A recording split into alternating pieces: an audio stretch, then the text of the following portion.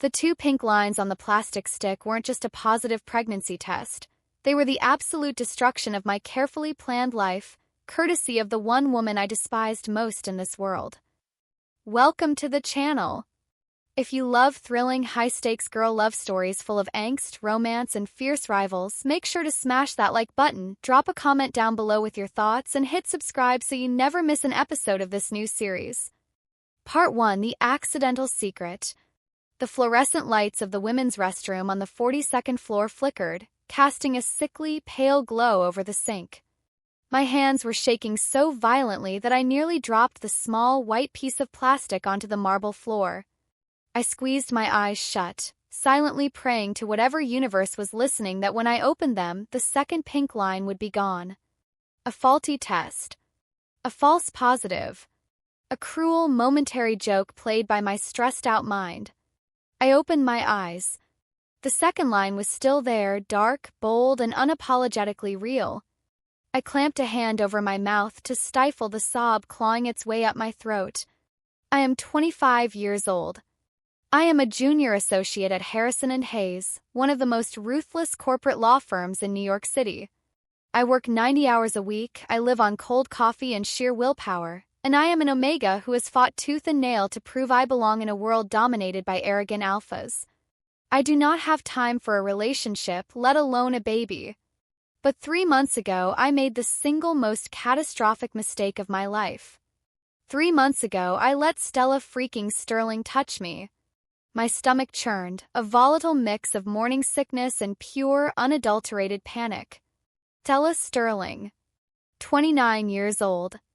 Senior associate, undefeated in the courtroom, the firm's reigning golden child, and an alpha whose mere presence was enough to make every Omega in the building weak in the knees. She was 6 feet of sharp-tailored suits, piercing blue eyes, and an insufferable, arrogant smirk that always made me want to slap her. She was my biggest rival. For 3 years, she had made it her personal mission to challenge me, undermine my arguments in mock trials, and push my buttons until I was seeing red. And then came the night of the Winter Gala. I had been furious because she had swooped in and taken the lead on a major deposition I had spent 3 weeks preparing for. I stormed into the firm's quiet archive room to scream in frustration, and she had followed me. I expected a fight. I expected her usual condescending remarks about my emotional Omega nature.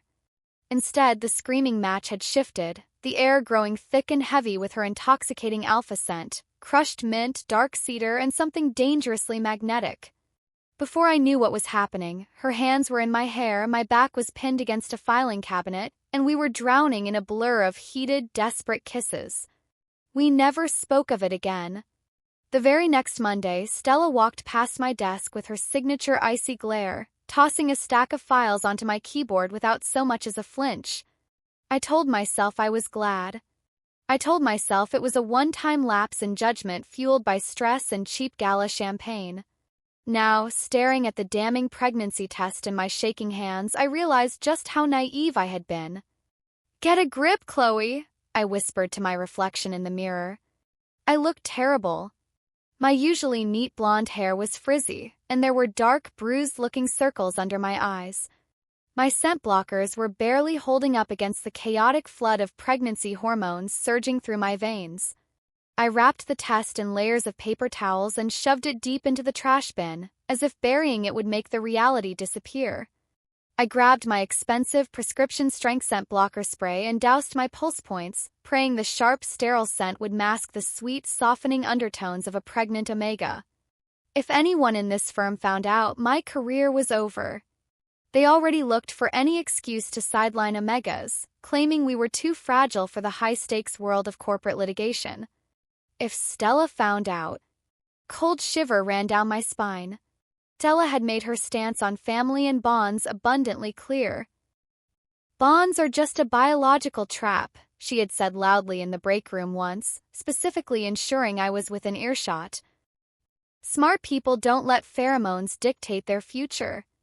Only the weak fall for the illusion of love." She would think I got pregnant on purpose to trap her. She would think I was trying to leverage a baby to steal her fast track to a senior partnership. The thought of the disgust that would inevitably flash across her beautiful, sharp face made my chest ache in a way I entirely refused to examine. I splashed freezing water on my face, took a deep, steadying breath, and pushed the heavy wooden door of the restroom open. I didn't even make it 3 steps down the hallway before I crashed right into a solid, unyielding wall of tailored charcoal wool. Strong hands instantly shot out, gripping my shoulders to steady me, and a wave of crushed mint and cedar washed over my senses, making my suddenly sensitive stomach flip-flop in both nausea and undeniable heat. "Running away from your workload again, Jenkins?" a low, husky voice drawled. I snapped my head up, coming face to face with Stella. She was looking down at me, her blue eyes sharp and calculating. Her dark hair was slicked back flawlessly, and her jawline looked like it could cut glass. The heat radiating from her hands on my shoulders felt like a brand, and I violently jerked myself backward, stepping out of her grasp as if I had been burned. "I was just using the restroom, Stella. Not all of us are unfeeling robots who don't require basic human bodily functions," I snapped, crossing my arms over my chest protectively. Her signature smirk played at the corner of her lips, but as she looked at me, it slowly faded.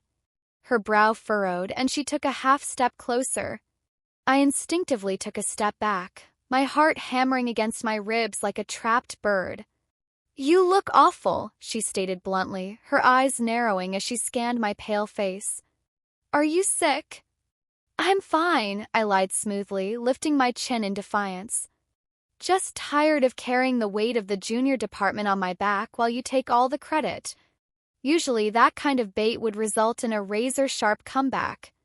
But Stella didn't snap back. Instead, her nostrils flared very slightly, inhaling the air between us. My blood ran cold. The scent blockers. Were they failing?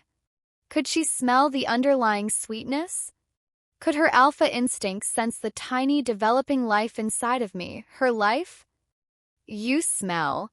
Stella trailed off, her eyes darkening as she took another step into my personal space. The hallway was empty, the silence deafening. "You smell different, Chloe." Hearing her use my first name instead of my last name sent a dangerous jolt of electricity straight to my core. I couldn't do this. I was going to throw up or pass out or worse, start crying right in front of her. "I changed my perfume," I blurted out, my voice slightly higher than usual. I immediately pivoted on my heel. "I have a brief to finish from Mr. Harrison. Stay out of my way today, Stella." I didn't wait for her response. I speed-walked down the corridor, practically sprinting toward the safety of my cubicle, feeling the heavy, intense weight of her stare burning a hole right through my back. By noon, I couldn't take the suffocating atmosphere of the office anymore. I texted Maya, my best friend and a fiercely observant beta who worked in the firm's HR department. We met at the small, overpriced coffee shop across the street. I didn't even order coffee, just a peppermint tea to settle my rolling stomach, which was the first massive mistake. "Okay, spill," Maya demanded the moment she slid into the booth across from me. She crossed her arms, her dark eyes piercing right through my facade. "You've been dodging my calls for 2 weeks. You're drinking peppermint tea instead of your usual iced Americano with 3 shots of espresso. And you look like you haven't slept since last year. What is going on?" "I have a stomach bug," I muttered, staring intently at the tea bag floating in my mug. "A stomach bug that lasts 2 weeks and makes you avoid me?" Maya raised a perfectly plucked eyebrow. "Chloe, I am a beta, but I am not blind. Tell me what's wrong." I opened my mouth to feed her another lie, but the sheer exhaustion of keeping this secret finally broke me. The words got stuck in my throat, tangling with my fear, and before I could stop them, hot tears spilled over my eyelashes, racing down my cheeks. Maya's entire demeanor softened instantly. She reached across the table, grabbing my trembling hands. Hey. Oh, honey, what is it?" "It's okay. Whatever it is, we can fix it." "I can't fix this, Maya," I choked out, a sob racking my body. "I'm pregnant." Maya froze. The bustling noise of the coffee shop seemed to fade into white noise. She stared at me, her mouth slightly parted. "Pregnant," she whispered. "Okay. Wow. Okay, that's... Chloe, who is the alpha? When did you even have time to date?" I shook my head, closing my eyes because I couldn't bear to see her reaction. "I didn't. It was one night. The night of the winter gala." I heard Maya gasp, a sharp intake of breath as the puzzle pieces slammed together in her brilliant mind. "The gala, you disappeared for an hour. And so did... No. Chloe, tell me you didn't. Tell me you are not carrying Stella Sterling's baby." "I am," I whispered, the reality crashing down on me all over again. "And I can't tell her, Maya. You know how she is. She'll destroy me." Before Maya could offer any comfort, my phone buzzed violently on the table. It was an urgent firm-wide email alert. I wiped my eyes and tapped the screen, reading the message from the managing partner, Mr. Harrison. "Emergency meeting in conference room A. All senior and junior associates. Mandatory attendance." "I have to go," I panicked, wiping my face with a napkin and throwing a $5 bill on the table. 10 minutes later, I was sitting near the back of the massive glass-walled conference room, keeping my head down. Stella was at the front, leaning against the polished mahogany table with that effortless, commanding alpha grace that made my heart ache. Mr. Harrison cleared his throat, pacing at the head of the room. "We just landed the Vanguard Merger," he announced, causing a ripple of shocked whispers to break out. Vanguard was the biggest tech merger of the decade. This case would make careers. It would guarantee a fast track to partner for whoever ran it. "This is a monster of a case, and it requires our absolute best," Mr. Harrison continued, his stern eyes sweeping the room. "Which is why I'm assigning 2 co-leads to manage it. You will be working together day and night for the next 6 months. No excuses, no breaks." My stomach plummeted. I had a horrible, sinking premonition. "Stella Sterling," Mr. Harrison announced. Stella nodded confidently, pushing off the table. Mr. Harrison then turned his gaze toward the back of the room, locking eyes with me. "And Chloe Jenkins." The entire room went dead silent. Everyone knew we hated each other. Everyone knew we couldn't be in the same room for 5 minutes without tearing each other apart. I slowly lifted my head, the blood draining completely from my face. Across the sea of expensive suits and shocked expressions, my eyes met Stella's. She was staring right at me. The smirk was completely gone from her lips, replaced by a dark, intense hunger that sent a violent shiver straight down my spine. 6 months.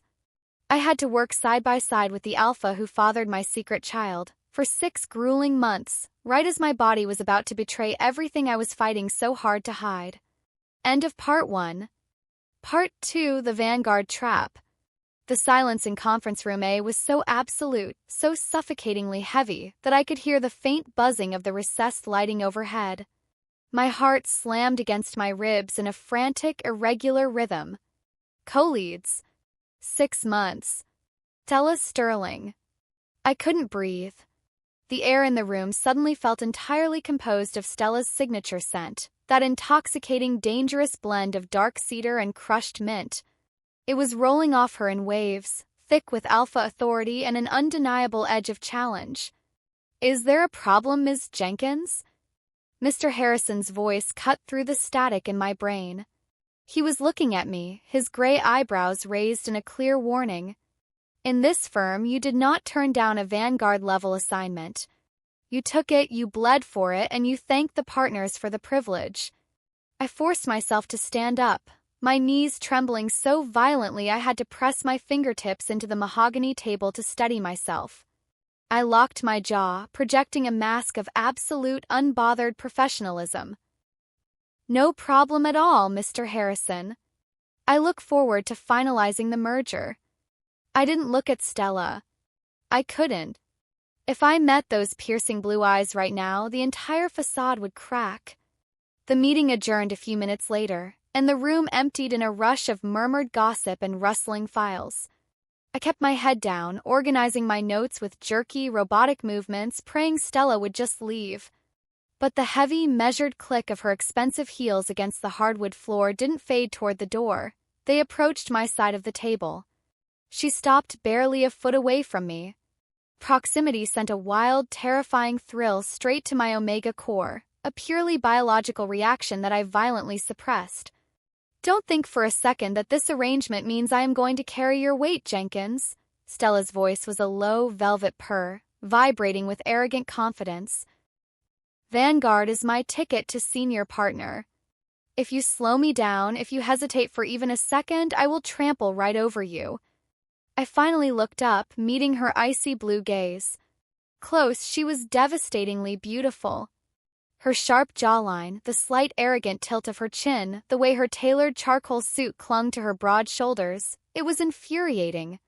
It was even more infuriating that my treacherous body remembered exactly how those shoulders felt under my hands. Don't flatter yourself, Sterling, I snapped, my voice steady despite the nausea swirling in my stomach. I know this case file better than anyone in the junior department. You'll be lucky if you can keep up with me. A slow, dark smirk spread across her lips. Her eyes dropped to my mouth for a fraction of a second, so fast I almost missed it, before snapping back to my eyes. We'll see. War Room B, 10 minutes. Don't be late. She turned on her heel and walked out, leaving me gasping for air the second the glass door swung shut behind her. Maya ambushed me the moment I stepped out of the conference room, dragging me into an empty copy room and locking the door. Chloe, are you out of your mind? She hissed, her dark eyes wide with panic. You cannot do this. You are pregnant with that woman's baby. You have to work in a tiny enclosed room with her for 12 hours a day? She is an alpha, Chloe. They literally have biological lie detectors built into their noses. She is going to figure it out. She won't, I said, leaning my forehead against the cool metal of the copy machine. I'll double my scent blockers. I'll wear loose clothes. The merger will take up all her attention. She only cares about making partner. Scent blockers are toxic in high doses, especially for the baby, Maya warned, her voice softening with genuine concern. She placed a gentle hand on my shoulder. Chloe, you are going to be glowing. You are going to be sick. Your nesting instincts are going to kick in. You cannot hide an Omega pregnancy from the Alpha who sired it while sitting 3 feet away from her. I have to, Maya, I whispered, turning to look at my best friend. The desperation in my own voice terrified me. If I back out of Vanguard, my career is dead. And if Stella finds out, you know her. She hates bonds. She despises the idea of a family. She'll think I orchestrated that night at the gala just to trap her and secure a payout. I would rather die than let her look at me with that kind of disgust. Maya sighed heavily, pulling me into a brief, comforting hug. Okay, we play it your way. But the second this gets out of hand, you are telling HR and you are taking medical leave. Promise me. I promise, I lied. 10 minutes later, I pushed open the door to War Room B. It was a sterile, windowless room dominated by a massive white table, white boards covering the walls, and a state-of-the-art espresso machine in the corner. Stella was already there, her suit jacket off, her sleeves rolled up to expose strong, toned forearms. She was writing out a timeline on the whiteboard, her handwriting as sharp and aggressive as she was. The moment the door clicked shut, the trap was set. It was just the two of us. For the first 4 hours, it was purely professional warfare. We bickered over everything. We argued over the structuring of the buyout, the allocation of assets, and the NDAs. It was the same thrilling, exhausting dance we had been doing for 3 years. I threw legal precedents at her. She countered with aggressive corporate loopholes. My mind was sharp, but my body was rapidly failing me. By 7 p.m., the exhaustion was settling deep into my bones. The fluorescent lights were giving me a blinding migraine, and the scent blockers I had practically bathed in were starting to wear off, leaving my skin feeling hot and itchy. I ordered dinner, Stella announced suddenly, not looking up from her laptop. Spicy Szechuan. It should be down at the lobby in 5. My stomach gave a violent lurch. Spicy food. Just the mere mention of it sent a wave of aggressive nausea crashing over me. Before I could stop myself, I clamped a hand over my mouth, swallowing down a rush of saliva, my face draining of all color. Stella finally looked up. Her fingers stopped typing. The annoyance on her face instantly shifted into something else, something sharp and calculating.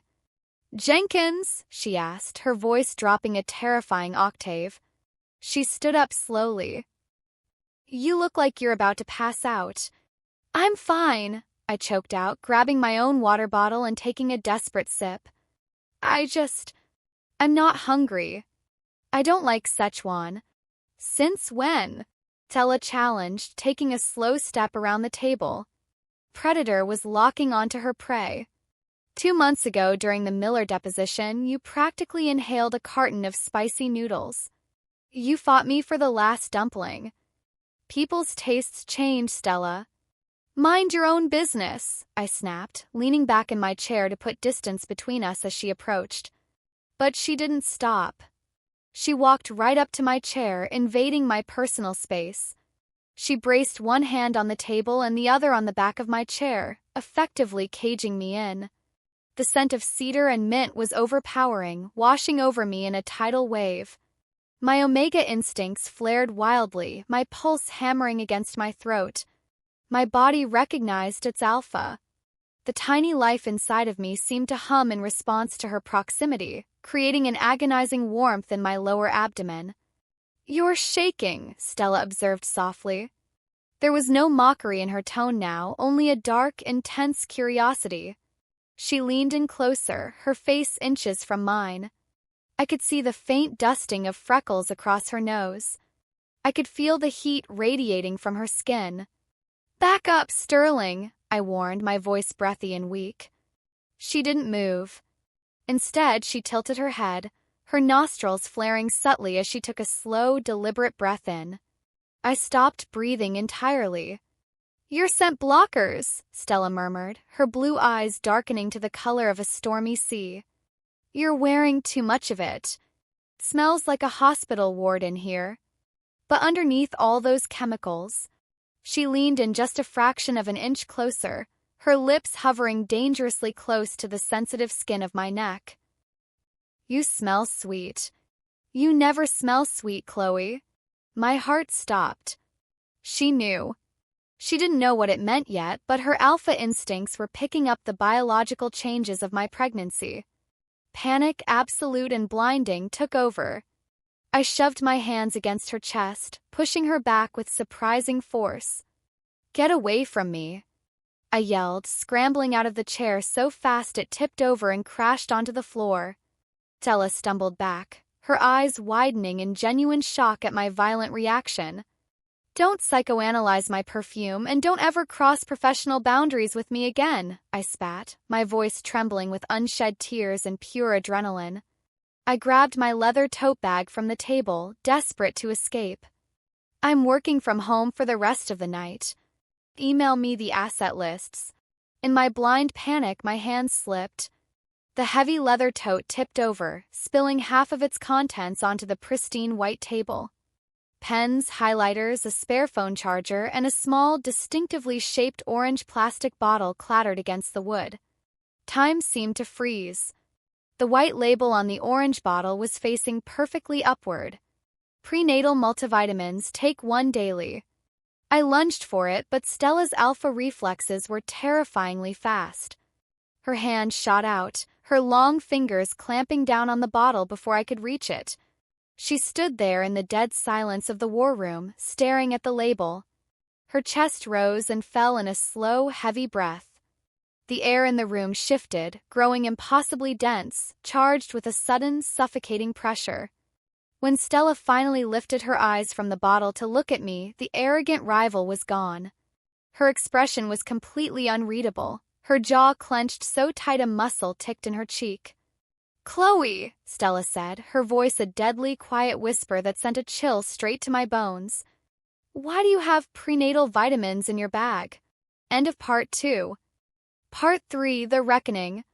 The silence in War Room B was so absolute it felt like the air itself had been sucked out of the room. Stella stood perfectly still, the small orange plastic bottle of prenatal vitamins gripped loosely in her long fingers. The harsh, fluorescent lighting overhead caught the sharp angles of her face, highlighting the tense, ticking muscle in her jaw. "Chloe," Stella repeated, her voice dropping to a dangerous, low octave that sent a primal shiver straight down my spine. She didn't sound like the senior associate about to rip apart a junior's brief. She sounded like an alpha who had just found something that belonged to her. "Why do you have prenatal vitamins in your bag?" My brain short-circuited. Panic, cold and sharp, flooded my veins. "They're not mine," I blurted out, the lie tumbling past my lips before I could stop it.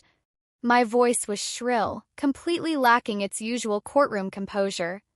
"They're for Maya. She asked me to pick them up for her on my lunch break. She's trying to conceive." Stella didn't blink. She didn't move. Her icy blue eyes slowly lifted from the bottle to meet my gaze, and the sheer, calculating intellect behind them made my stomach plummet. Stella Sterling was the best litigator in the firm. She destroyed witnesses on the stand for a living. She saw right through the flimsy, desperate lie before the words had even finished echoing in the room. "Maya is a beta," Stella stated, her voice eerily calm. "Betas don't require this specific high-dose folic acid compound. This prescription is specifically formulated for omegas." I took another step back, my shoulder hitting the whiteboard behind me. "I don't know, Stella, I just picked up what she asked me to." "Stop lying to me." Command wasn't yelled, but it cracked through the air like a physical whip. Stella took a slow, deliberate step toward me. The heavy scent of cedar and crushed mint in the room suddenly shifted, the sharp, aggressive edges rounding out into something thicker, darker, and overwhelmingly suffocating. Her alpha pheromones were spiking, saturating the enclosed space with a heavy, demanding presence that made my knees feel like water. "3 months ago," Stella murmured, her eyes narrowing as the brilliant, terrifying gears of her mind clicked into place. I could literally see the exact moment the realization hit her. It was like watching a bomb detonate behind her eyes. "The Winter Gala. You've been avoiding me ever since. You've been chugging peppermint tea, taking sick days, and drowning yourself in industrial-strength scent blockers."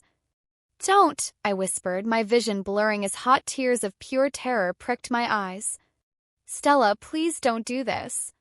"You're pregnant," she breathed out, the words lacking any of her usual arrogant bite. For the first time since I had met her, Stella Sterling looked entirely, utterly derailed. She looked down at the orange bottle in her hand, and then slowly back up to my stomach, which was still flat and hidden beneath my tailored blouse. "I can handle it," I burst out, unable to bear the heavy, terrifying silence any longer. The dam broke, and 3 months of suppressed anxiety and fear spilled out of me in a frantic, defensive rush. "I know what you're thinking, but you don't have to worry. I am not going to trap you. I know how you feel about bonds and families. I heard what you said in the break room about biology being a trap for the weak." "I know." Stella's head snapped up, her blue eyes wide, but I couldn't stop. The words were pouring out of me like a hemorrhage. "I didn't plan this. It was a mistake. A stupid, reckless mistake, and I take full responsibility for it," I cried, aggressively wiping a stray tear from my cheek. "I don't want your money. I don't want your name.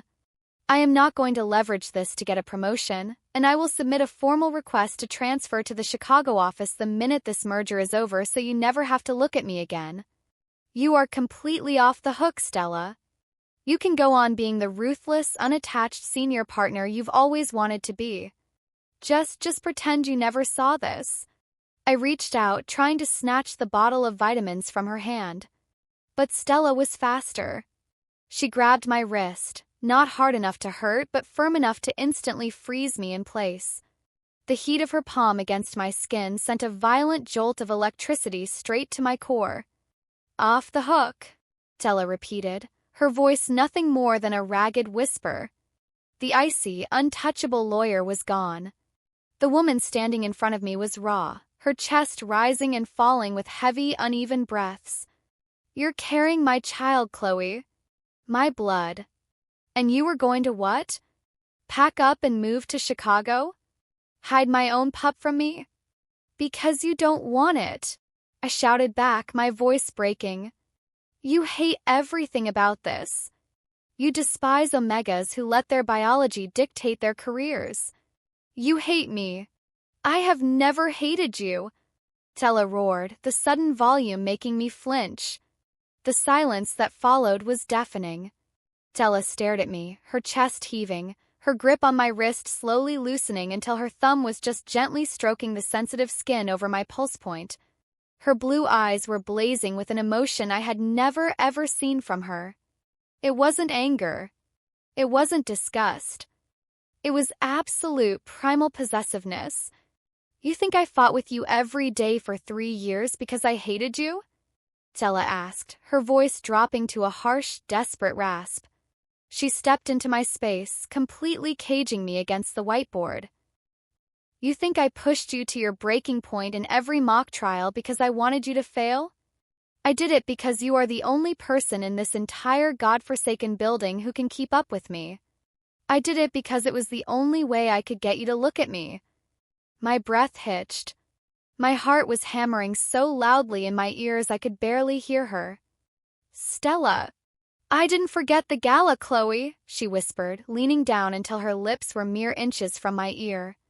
The heavy, dark scent of her alpha pheromones wrapped around me like a warm, protective blanket, making my Omega instincts purr in absolute submission. "I remember exactly how you tasted. I remember exactly how you sounded when I pinned you against that filing cabinet. I stayed away because I thought you regretted it. But this..." She slowly lowered her free hand, resting her palm gently, reverently, flat against my lower stomach. A sharp, breathless gasp ripped from my throat at the contact. The warmth radiating from her hand seeped through my clothes, settling deep into my bones. The tiny, growing life inside me seemed to instantly recognize the touch, and a profound, aching sense of completeness washed over me, so strong it made my knees buckle. Stella immediately caught me by the waist, holding me up effortlessly. "You are not going to Chicago," Stella stated, her tone shifting from vulnerable back to absolute, undeniable alpha command. "You are not transferring departments. And you are certainly not hiding my child from me." The sheer intensity of her gaze, the sudden, overwhelming reality that she wasn't rejecting the baby, was too much. The walls I had spent 3 months building were crumbling down around me, and I couldn't handle the whiplash. My mind screamed at me to run before I let myself believe her, before she changed her mind and destroyed me completely. Using the last ounce of strength I had, I shoved hard against her chest. Caught off guard by my sudden resistance, Stella stumbled back a step. "Don't tell me what to do," I gasped, grabbing my ruined tote bag from the table. "You don't own me, Stella. And you don't get to dictate my life just because of one night." Before she could process my words, I bolted. I ripped the war room door open and practically sprinted down the hallway. "Chloe! Wait!" Stella's voice echoed down the corridor, heavy with a panicked, warning growl. I didn't stop. I hit the elevator button frantically, tears streaming down my face. The doors slid open just as Stella turned the corner. Our eyes met for a fraction of a second before the metal doors slid shut, sealing me inside. I collapsed against the mirrored wall of the elevator, sobbing into my hands as the car plummeted toward the lobby. The freezing November air of New York City hit me like a physical blow as I pushed through the revolving doors of the firm. I flagged down a yellow cab, threw myself into the back seat, and gave the driver my address. My apartment in Brooklyn was small, cluttered, and completely unprepared for a baby. I locked the deadbolt the second I got inside, dropped my bag on the floor, and slid down the door until I was sitting on the hardwood. I pulled my knees to my chest and cried until I couldn't breathe. I had ruined everything. I had exposed my secret to the most ruthless alpha in the city. She knew. Stella Sterling knew she was the mother of my child. I must have sat there for hours, lost in a haze of exhaustion and pregnancy hormones. The city outside my window grew dark, the streetlights flickering on one by one. I finally forced myself up, walking into my tiny bathroom to wash my swollen, tear-stained face. Just as I turned the faucet off, the sharp, aggressive buzz of my apartment intercom echoed through the quiet living room. I froze. It was 10:30 p.m. Maya would have texted first. I walked slowly to the door, my heart in my throat, and pressed the intercom button. "Hello?" "Open the door, Chloe." The voice crackling through the old speaker sent a violent shockwave through my entire body. It was Stella. She was here.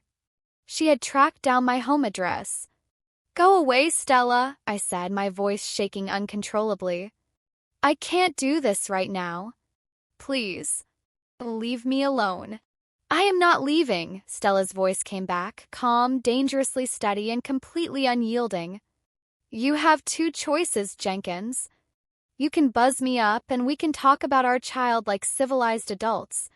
Or I will buy this entire apartment building tomorrow morning, evict everyone in it, and take the door off its hinges myself. I'll give you 10 seconds to decide." End of Part 3. Part 4, The Alpha's Confession. I stared at the peeling paint on my apartment door, my finger hovering over the intercom button. My heart was hammering a frantic, desperate rhythm against my ribs. Stella Sterling did not make empty threats. If I didn't buzz her in, she would absolutely find a way to tear this building apart brick by brick. With a trembling hand, I pressed the button, the harsh electrical buzz echoing in the small hallway. "Apartment 4B, I whispered into the speaker, my voice barely holding together.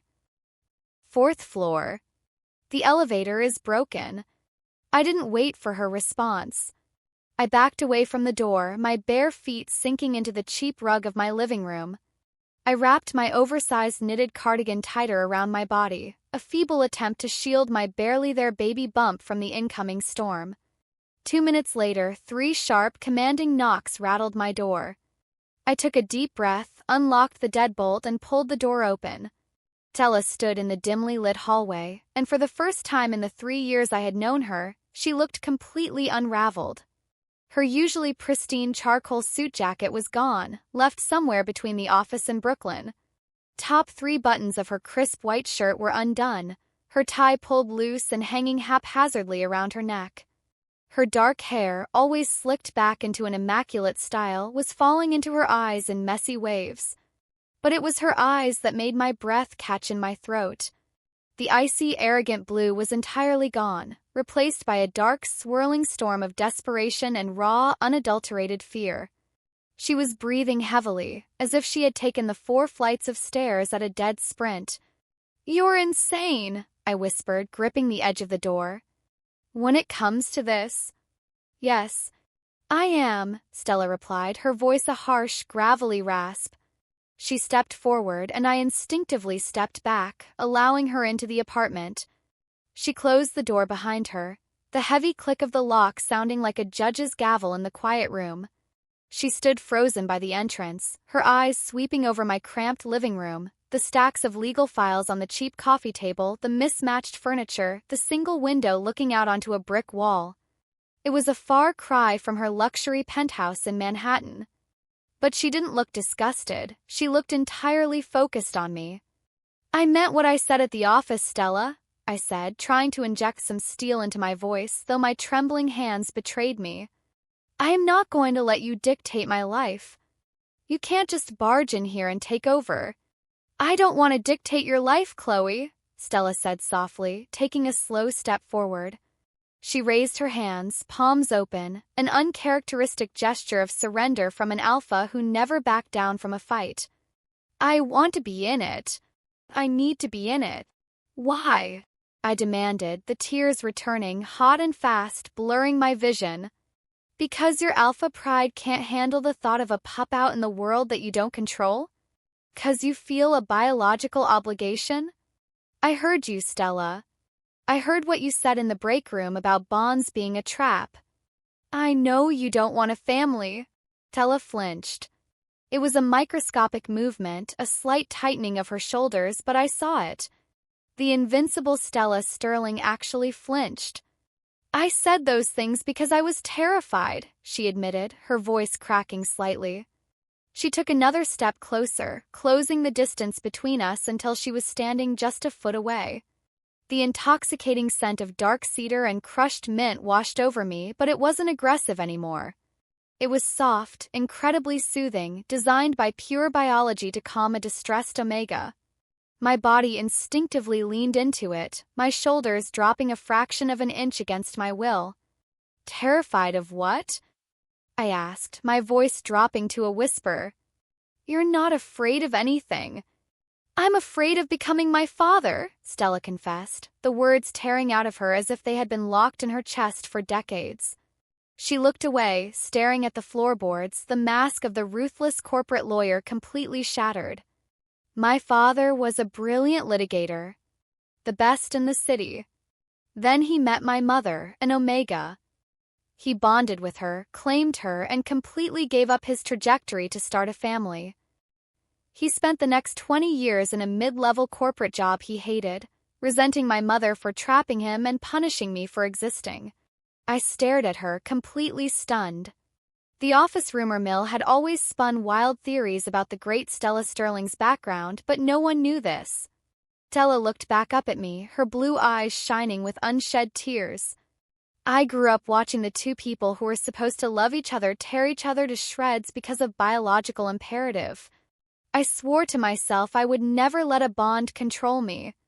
I swore I would never put someone I cared about through that kind of resentment. So I pushed everyone away. I became a machine. She took a shaky breath, her gaze dropping to my lips before rising back to my eyes. And then you walked into the firm, Stella whispered. 22 years old, fresh out of law school and so fiercely determined to prove you didn't need any Alpha's help. You challenged me. You fought me. You didn't submit to my pheromones or my title. I was captivated by you from day one, Chloe. I picked fights with you because it was the only excuse I had to be near you without admitting to myself that I was falling for you. My heart felt like it was going to beat right out of my chest. Stella. That night at the gala, she continued, taking the final step forward so there was practically no space between us. I had to tilt my head back to look up at her. When I kissed you, when I felt you surrender to me against that filing cabinet, it was the most perfect moment of my entire life. And it terrified me so entirely that I completely shut down. I pulled away because I thought if I let myself claim you, I would eventually ruin your life just like my father ruined my mother's. I thought I was protecting you from me. A single tear spilled over Stella's eyelashes, tracing a silver path down her sharp cheekbone. But today, when I saw those vitamins, when I realized that you were carrying a piece of me and that you were sitting in that room alone, terrified of me, it broke me, Chloe. Completely broke me. I don't want to be a machine anymore. And I don't want you to go to Chicago. The heavy, crushing weight I had been carrying on my shoulders for 3 months suddenly evaporated. The fear that had been strangling me let go, replaced by an overwhelming tidal wave of relief and aching warmth. She didn't hate the baby. She didn't hate me. Before I could even process what I was doing, my Omega instincts took completely over.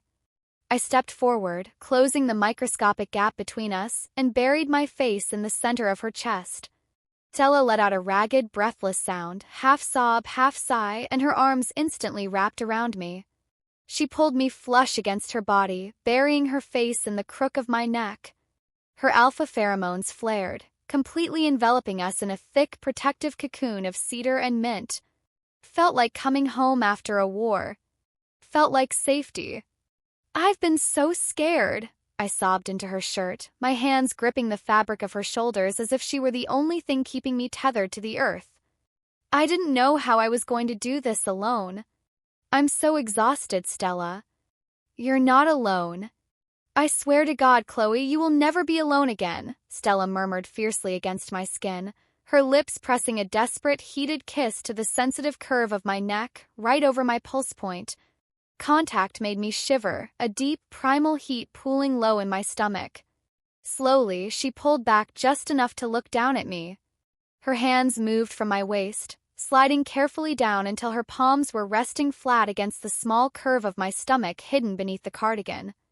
The moment her hands touched my belly, the baby seemed to flutter, a tiny, imperceptible movement that I knew she couldn't possibly feel yet, but her alpha instincts seemed to sense it anyway.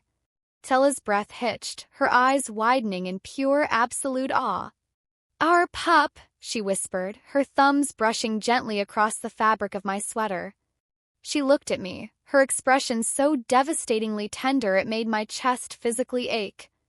"You've been carrying our pup this whole time and fighting me in the boardroom every single day. You are the strongest person I have ever met." "I had to be," I managed to say, offering her a wobbly, tear-stained smile. "Someone had to put you in your place." Stella let out a wet, genuine laugh, a sound I had never heard before. It was beautiful. "We are going to figure this out," Stella promised, her tone shifting back to the confident, commanding lawyer I knew, but this time that power was entirely focused on protecting me. "I am going to take care of you. We are going to destroy the Vanguard Merger together. We are both going to make partner, and we are going to build a life on our own terms. Not because biology demands it, but because I want it.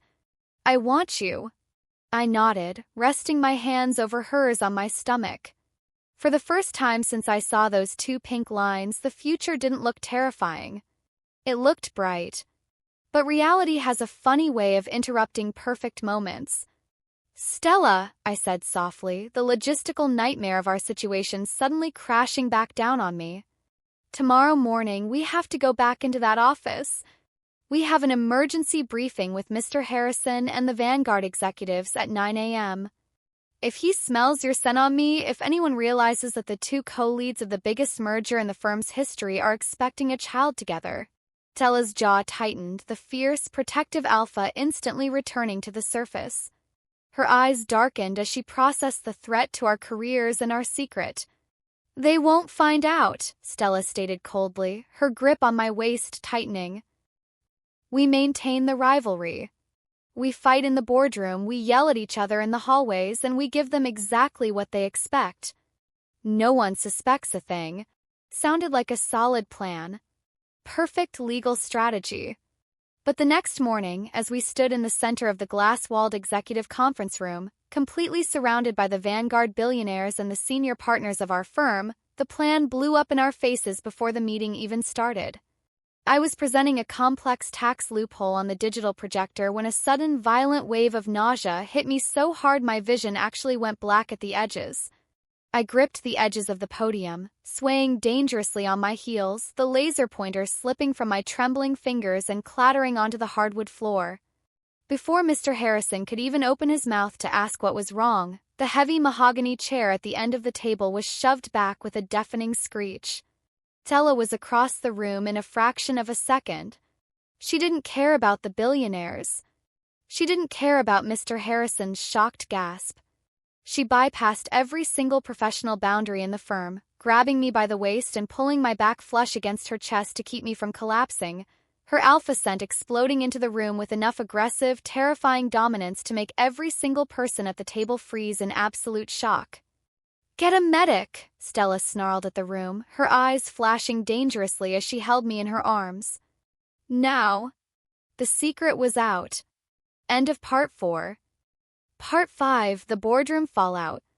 The silence in the executive conference room was not just deafening, it was completely, structurally paralyzing.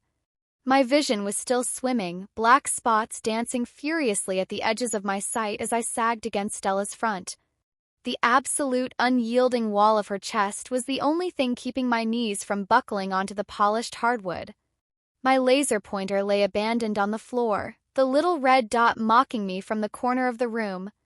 But far more shocking than my physical collapse was the sheer, terrifying weight of the atmosphere.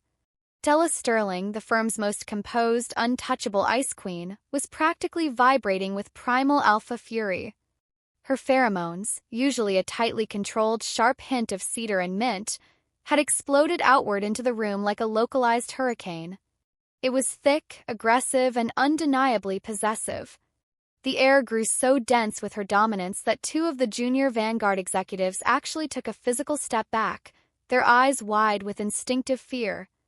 I said, get a medic, Stella roared, her voice echoing off the glass walls. It wasn't a request. It was a command laced with so much raw power that Mr. Harrison, a seasoned alpha in his own right, actually jumped. Sterling, what is the meaning of this? Mr. Harrison sputtered, his face flushing a deep, angry red as he recovered from the initial shock. He looked from Stella's furious face down to where her arms were wrapped fiercely around my waist, pulling me flush against her. Unhand Ms. Jenkins immediately. This is highly inappropriate.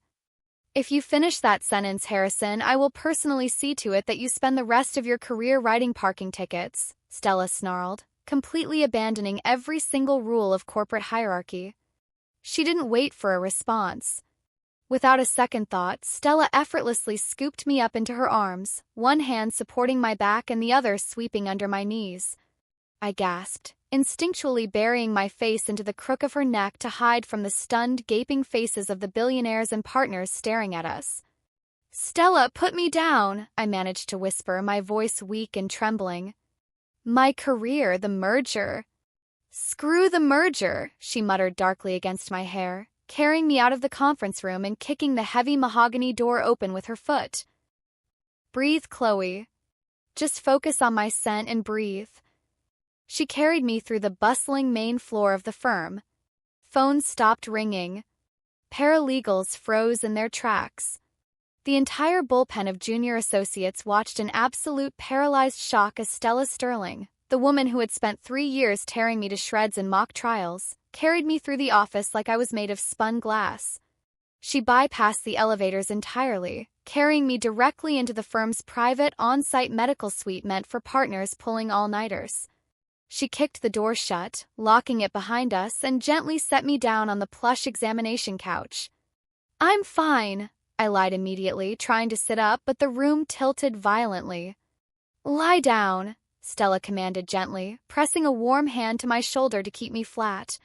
She was breathing heavily, her blue eyes frantically scanning my pale face. She stripped off her expensive suit jacket and draped it over me, the silk lining completely saturated with her comforting scent. The medical suite nurse, a kind older beta named Sarah, rushed into the room.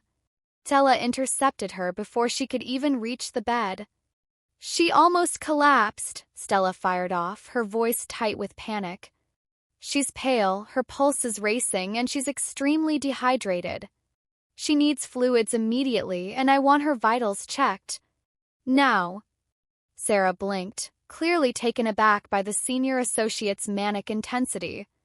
Miss Sterling, please step back so I can examine her. Chloe, honey, what are you feeling? I'm just tired, I whispered, the exhaustion settling deep into my bones. And a little dizzy. Stella paced at the foot of the bed like a caged tiger, her hands running anxiously through her usually immaculate dark hair. Every time the nurse took my blood pressure or checked my pulse, Stella leaned in, her alpha instincts demanding constant updates on my condition. After 10 agonizing minutes, Sarah hooked me up to a saline 4 to replenish my fluids. Her blood pressure plummeted, which caused the fainting spell. Combined with extreme stress and dehydration, it's a classic case of overexertion. She needs rest. Lots of it. Sarah paused, looking between my pale face and Stella's fiercely protective stance. Is there anything else I should know about? Any underlying medical conditions? Medications? I froze, my heart skipping a beat. If it went into my firm medical file, HR would know immediately. Before I could panic, Stella stepped forward, positioning herself firmly between me and the door. The aggressive edge of her scent softened instantly, dropping back into that warm, enveloping cedar that made my Omega core hum with safety. She is 16 weeks pregnant, Stella stated, her voice dropping to a low, fiercely proud murmur. She met my eyes, sending a clear message, no more hiding. With my child. Sarah's pen completely slipped from her clipboard, clattering onto the floor. She stared at us, her mouth slightly parted. You, the two of you? Yes, Stella said, crossing her arms over her chest, daring the nurse to challenge her. And if a single word of this leaves this room before we are ready to announce it, I will personally sue this firm into the ground for HIPAA violations. Do you understand? Loud and clear, Sarah nodded rapidly, recovering her professionalism. Congratulations. The fainting makes perfect sense now. Omega bodies require significantly more rest and hydration during the second trimester. I'll leave the fluids running. Give it 20 minutes. The nurse slipped out of the room, closing the door softly behind her. We were alone. I looked down at the 4 in my hand, tears of humiliation and fear burning the back of my eyes. I ruined everything, I whispered, a rogue tear slipping down my cheek. We were supposed to pretend. We were supposed to be rivals. I just humiliated you in front of the Vanguard CEO and Mr. Harrison. They're going to take the case away from us. They might fire me. Stella was at my side before the tear could even reach my chin. She sat on the edge of the examination couch, gently wiping the moisture away with her thumb. Hey, look at me, she demanded softly. I refused, keeping my eyes firmly on the white blanket. Stella reached out, catching my chin in her warm hand and gently forcing me to meet her icy blue gaze. You didn't ruin anything. I did exactly what I wanted to do. I protected my Omega and my child. Hearing her call me, her Omega sent a violent, beautiful thrill straight down my spine. The biological rightness of it was overwhelming. But Harrison is an arrogant dinosaur who cares about one thing, billing hours, Stella interrupted, her thumb tracing the line of my jaw. And we are the only 2 lawyers in this entire building smart enough to close the Vanguard deal. He can't fire us. He needs us. As if summoned by her defiance, the heavy door to the medical suite swung open, hitting the wall with a loud thud. Mr. Harrison stood in the doorway, flanked by Richard Bradford, a sleazy, overly cologned alpha who was Stella's biggest competition for the senior partner promotion. Bradford looked like the cat who had just swallowed the canary, a sickeningly smug smile plastered across his face. Sterling! Jenkins, Mr. Harrison barked, stepping into the room. He pointed a thick, accusatory finger at Stella. I want an explanation for that display in the boardroom. Right now. The Vanguard executives are furious. You made the firm look unstable, weak, and entirely unprofessional. I shrank back against the pillows, instinctively pulling Stella's suit jacket tighter around my shoulders. Stella didn't flinch. She slowly stood up from the bed, unbuttoning her cuffs and rolling up her sleeves with a terrifying, predatory calmness. The shift in her demeanor was instantaneous, from the gentle, protective partner back to the ruthless, bloodthirsty corporate shark. Ms. Jenkins suffered a medical emergency due to dehydration and overwork, brought on by the absurd hours you mandated for this case, Stella said, her voice dripping with ice. I handled it. You handled it by practically growling at my clients and carrying her out like a damsel in distress, Mr. Harrison countered, his face purple with rage. This firm has strict policies against fraternization, Sterling, especially between alphas and omegas in the same department. Creates a volatile, emotional environment. Case in point, today's absolute disaster. Bradford stepped forward, his cheap cologne burning my sensitive nose. Perhaps it would be best if I took over the Vanguard Merger, Mr. Harrison. Clearly, Ms. Jenkins' fragile Omega biology is a liability to the timeline and Stella is distracted. A low, guttural growl vibrated out of Stella's chest. It was a pure, unadulterated alpha warning sound, so dark and threatening that Bradford instinctively took a step back, his smug smile faltering. If you ever speak about her biology like that again, Bradford, I will throw you through that glass wall, Stella promised, her voice a deadly whisper. Enough! Mr. Harrison shouted. Sterling, you are suspended from the Vanguard case pending an HR review. Jenkins, you will take mandatory medical leave effective immediately. Bradford is taking lead. My heart completely shattered. It was over. 3 years of 90-hour weeks, 3 years of fighting for my seat at the table, wiped out in 60 seconds because of my biology. But Stella Sterling was undefeated in the courtroom for a reason. She never walked into a battle without a loaded gun. Stella let out a dark, mocking laugh that sent a chill through the room. She leaned casually against the edge of my bed, crossing her arms. "You're taking me off the case?" Stella asked, feigning amusement. "That's fascinating, Harrison. Tell me, has Bradford reviewed the Section 4B tax loopholes in Vanguard's offshore accounts?" Bradford blinked, looking caught off guard. I will review the files tonight." "You won't find them," I spoke up, my voice suddenly finding its strength. I sat up slightly, glaring at the sleazy associate. The fear was gone, replaced by the same sharp, competitive edge that had drawn Stella to me in the first place. Because Vanguard hid them under a shell corporation in the Cayman Islands. A shell corporation that I spent the last 3 weeks tracking down and legally dismantling. Stella flashed me a brilliant, immensely proud smile before turning her lethal gaze back to our boss. "Chloe is the only person on Earth who knows how to legally shield Vanguard from a $2 billion tax penalty," Stella stated smoothly.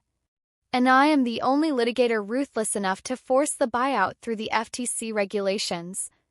If you take us off this case, Vanguard will lose billions, the merger will collapse, and they will fire this firm faster than you can blink." Mr. Harrison's mouth clamped shut. The purple flush on his face faded to a sickly pale as the financial reality of Stella's words hit him. "Furthermore," Stella continued, stepping forward until she was right in Harrison's personal space, "if you try to sideline my Omega due to her pregnancy, I will personally file a massive, highly publicized gender and biology discrimination lawsuit against this firm. I will drag Harrison and Hayes through the mud on the front page of the Wall Street Journal, and I will win. Because I am the best lawyer you have." The room fell dead silent. Bradford looked like he was going to be sick. Stella was laying it all on the line. Her career, her reputation, her entire future. She was holding it all hostage just to protect me. The realization made my breath catch, a profound, overwhelming wave of love washing over me so intensely it made my chest ache. "You're pregnant?" Mr. Harrison asked, his voice completely devoid of its former anger, replaced by pure, defeated shock. "We are," Stella corrected, her voice firm and uncompromising. "And we are keeping the Vanguard case. We will deliver you a signed merger in 6 months, and in return you will give us both senior partnerships. No HR reviews. No mandatory leave. And if Bradford here ever comes within 20 feet of my office again, I will have him disbarred for that little offshore kickback scheme he ran last year." "Yes, Richard, I know about that." Bradford physically recoiled, the blood draining from his face as he bolted from the medical suite without a single word. Mr. Harrison stood there for a long, agonizing moment, staring at the absolute terrifying force of nature that was Stella Sterling. He looked from her unyielding face to me, sitting perfectly upright on the bed despite the 4 in my arm. We were a united front. 2 most dangerous associates in the building, finally on the same side. "Fine," Mr. Harrison gritted out, adjusting his tie. "You have the case. But if Vanguard walks, you are both finished." He turned and left the room, the door clicking shut behind him. The heavy tension evaporated instantly. Stella turned back to me, the ruthless shark disappearing in a flash, replaced by the soft, terrified Alpha who had barged into my apartment the night before. She practically collapsed onto the edge of the bed, burying her face in my shoulder. "Did that really just happen?" I whispered, my trembling hands coming up to thread into her dark, messy hair. "We did it!" Stella breathed against my skin, her arms wrapping securely around my waist. "You're safe. Your career is safe. I've got you." I closed my eyes, melting into her embrace, the lingering scent of cedar and mint finally settling my racing heart. For the first time, I wasn't fighting my rival. I was holding my partner. But as we sat there in the quiet medical suite, completely unaware of the outside world, my phone buzzed violently on the bedside table. I reached over, tapping the screen to read the notification. It was an email from Marcus Vanguard, the billionaire CEO of our client. "Ms. Sterling, Ms. Jenkins. Your display today was concerning. I do not hand my legacy over to unstable legal teams. If you want to keep this account, you will both attend a private dinner at my estate tomorrow night. Impress me or I pull the contract. I swallowed hard, looking up into Stella's determined blue eyes. The real test hadn't even begun. End of Part 5. Part 6, The Billionaire's Test. The 24 hours leading up to the dinner at Marcus Vanguard's estate were an absolute blur of frantic preparation, legal briefings, and a terrifying new reality. My tiny Brooklyn apartment had essentially been transformed into a corporate war room. Stacks of Vanguard financial records covered every inch of my cheap coffee table, while Stella paced the length of the living room, a phone pressed to her ear, firing off rapid commands to our paralegals. But despite the high-stakes chaos, everything between us had completely shifted.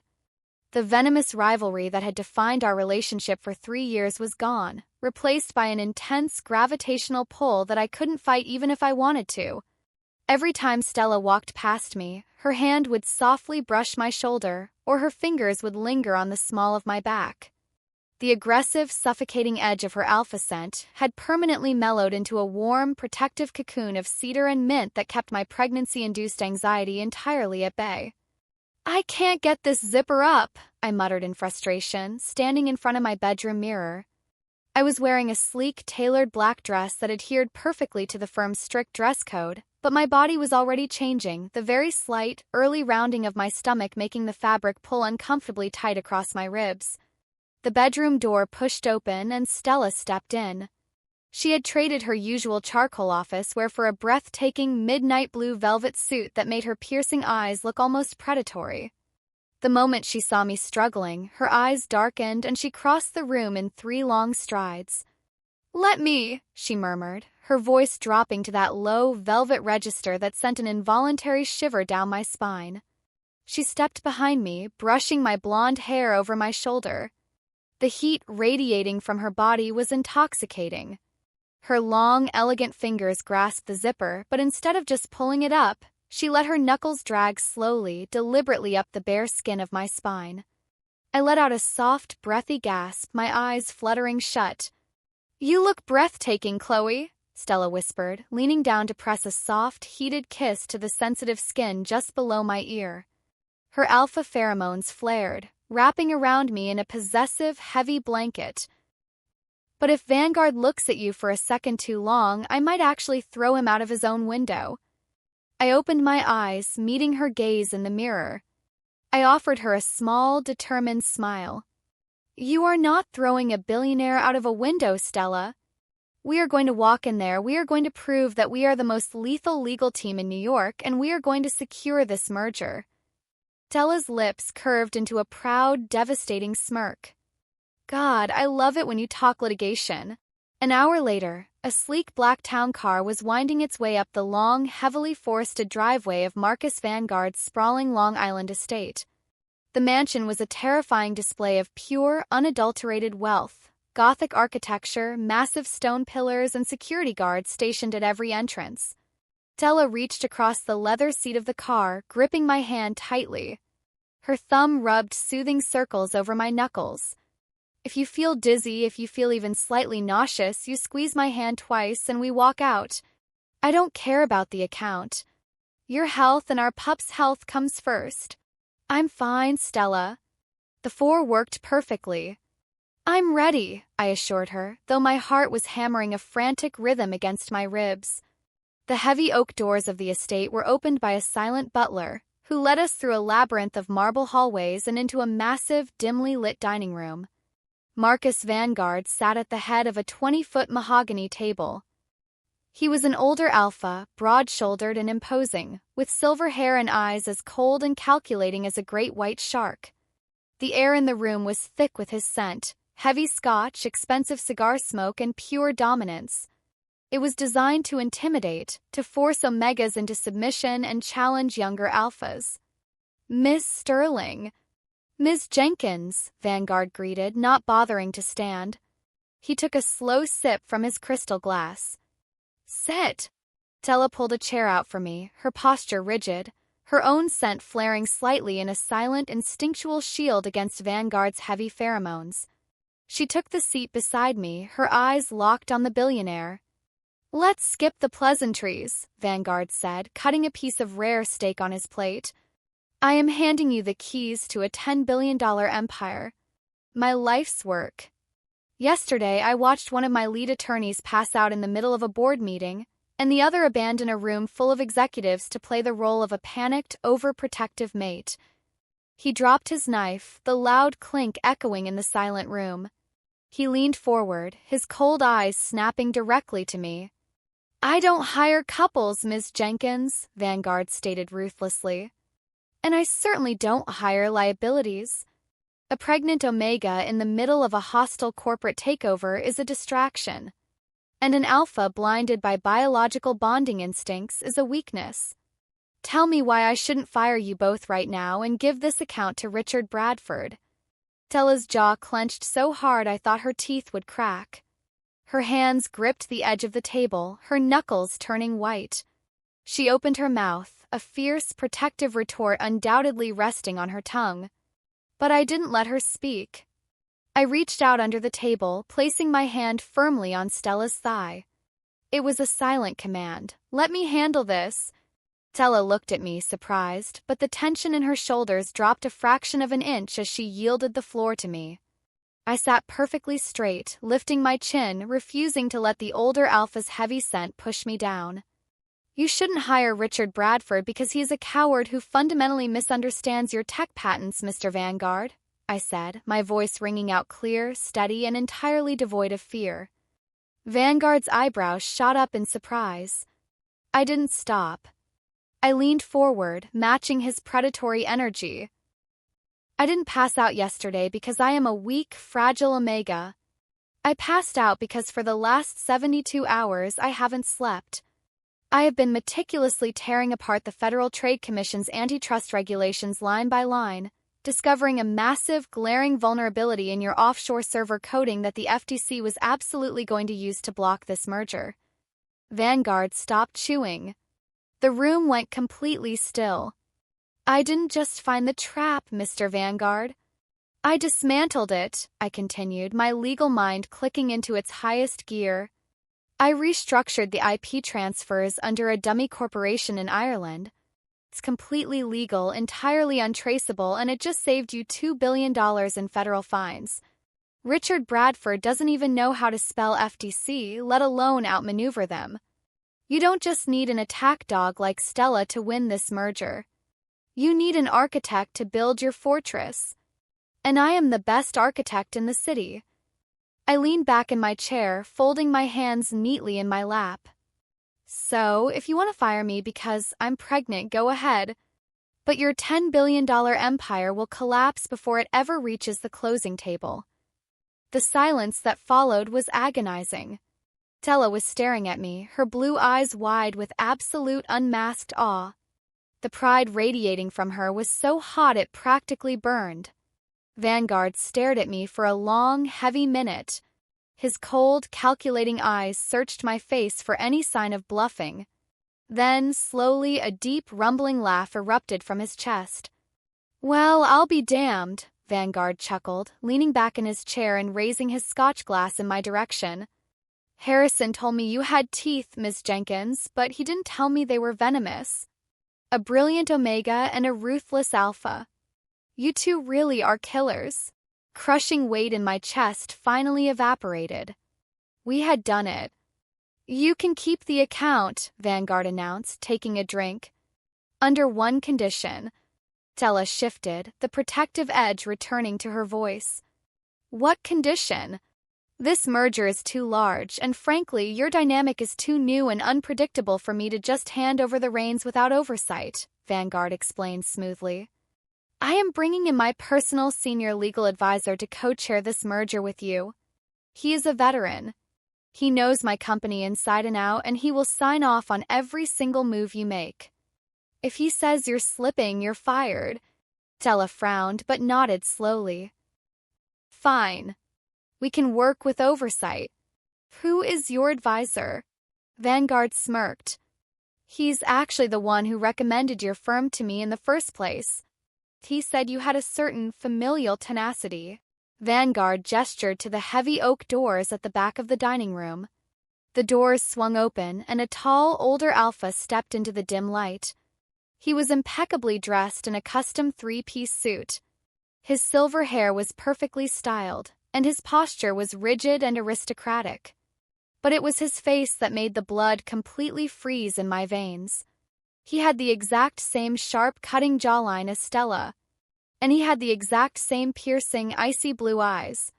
Beside me, Stella entirely stopped breathing. Her hand, which had been warm and steady under the table, turned ice-cold. Comforting scent of cedar and mint instantly vanished, replaced by the sharp, acrid smell of pure, unadulterated panic and childhood trauma. "Arthur," Vanguard greeted warmly. "Come meet the team." Arthur Sterling's cold blue eyes swept across the room, bypassing me entirely and locking directly onto Stella. A cruel, disappointed smirk played at the corner of his lips.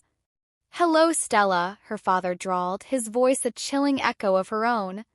His eyes slowly dropped to my slightly rounded stomach, a look of absolute disgust flashing across his features. "I see you've finally gone and made the exact same catastrophic mistake I did." End of Part 6. Part 7, The Ghosts of the Past. Temperature in the massive, dimly lit dining room seemed to plummet 20 degrees in a matter of seconds. The air, previously thick with the heavy scent of Marcus Vanguard's scotch and cigars, was instantly overpowered by something far more sinister. Arthur Sterling's alpha pheromones flooded the space, a chilling metallic scent like freezing rain on rusted iron. It was sharp, suffocating, and designed to force everyone in the room into immediate submission. But it wasn't the scent that terrified me. It was the absolute, instantaneous physical reaction of the woman sitting beside me. Stella, the firm's most ruthless litigator, the invincible alpha who had just threatened our boss into submission hours ago, completely shattered.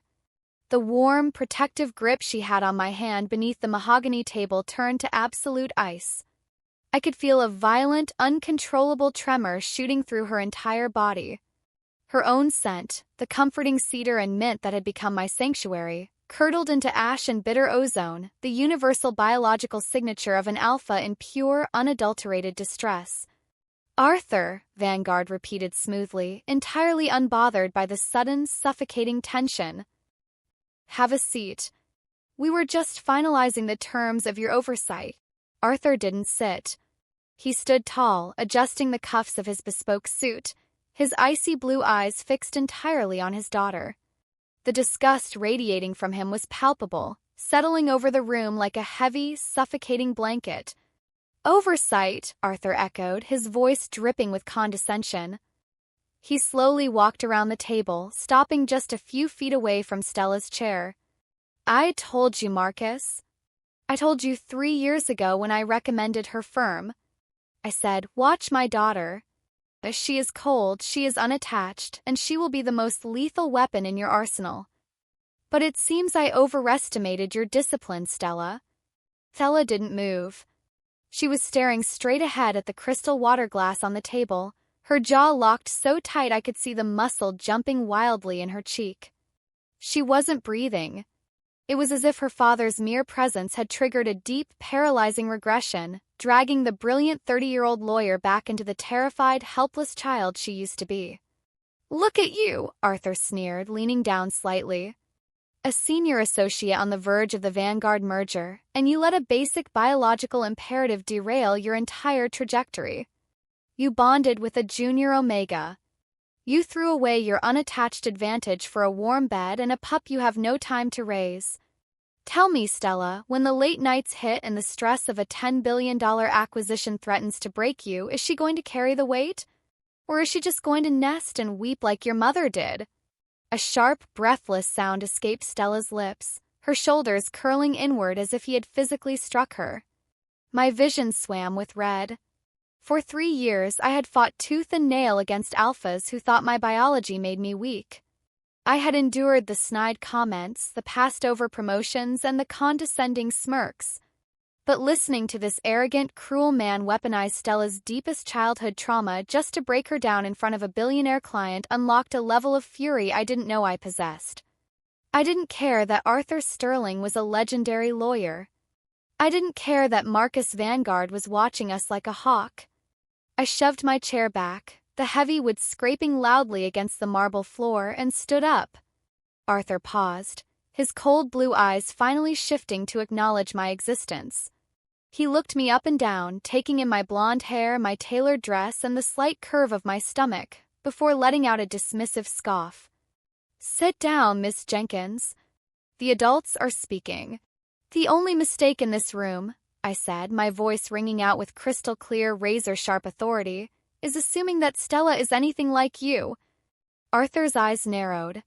Vanguard raised an intrigued eyebrow, taking a slow sip of his scotch.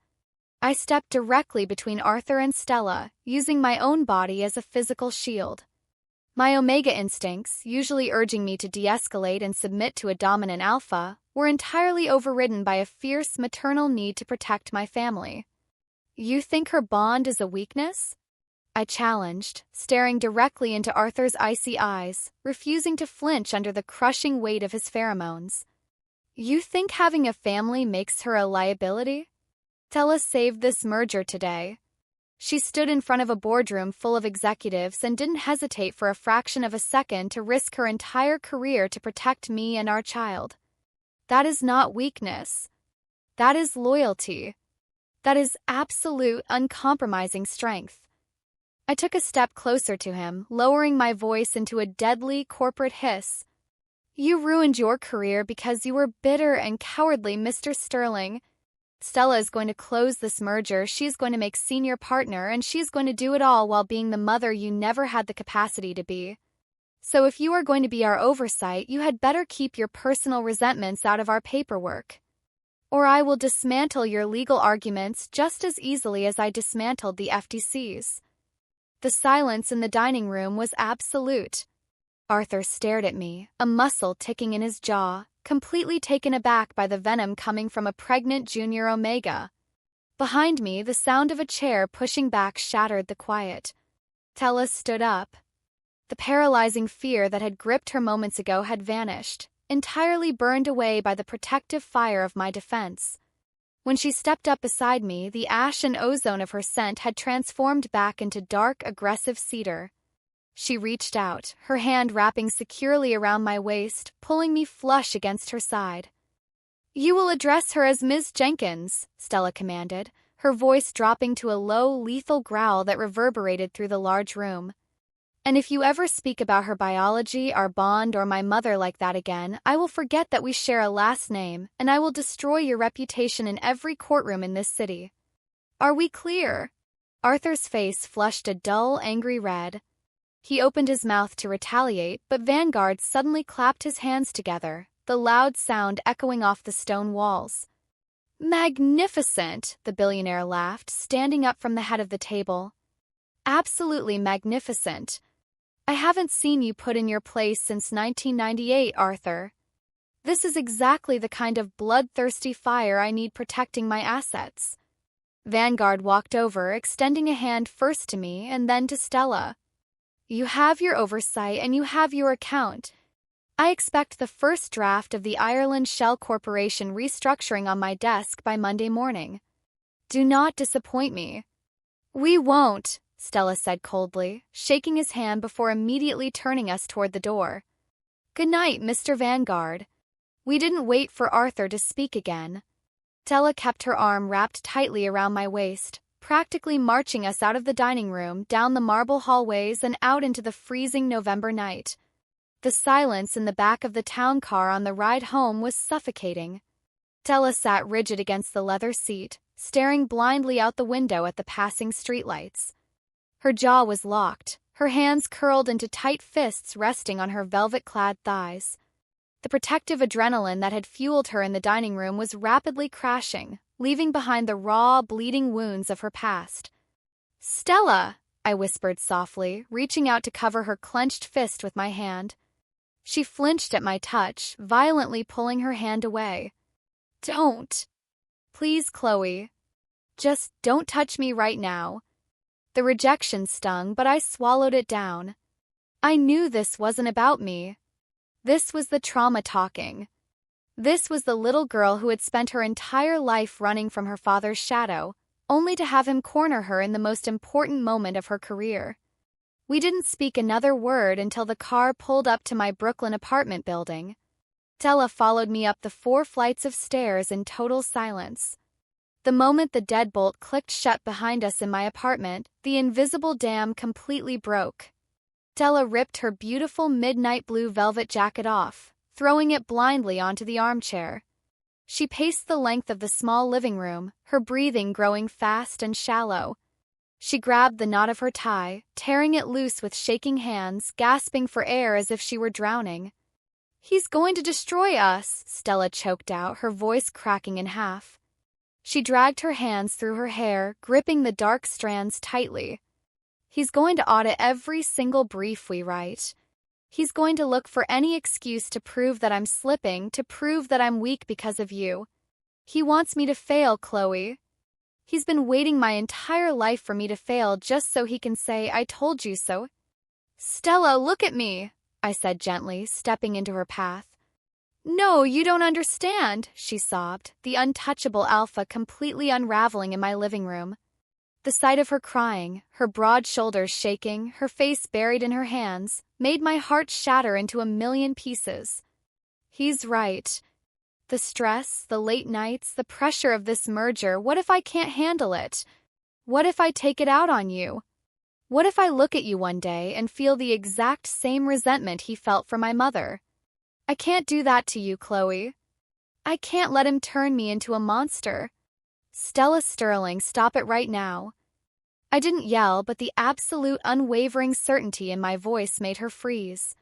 She slowly lowered her hands, her icy blue eyes red and swimming with tears. I stepped directly into her space, wrapping my arms around her waist and pressing my cheek against her chest. I deliberately released my scent blockers, letting the pure, sweet, calming pheromones of a pregnant Omega flood the small room. It was biology's strongest natural sedative, designed to soothe an Alpha in distress. Stella let out a broken whimper, her arms instantly wrapping around me like a vice.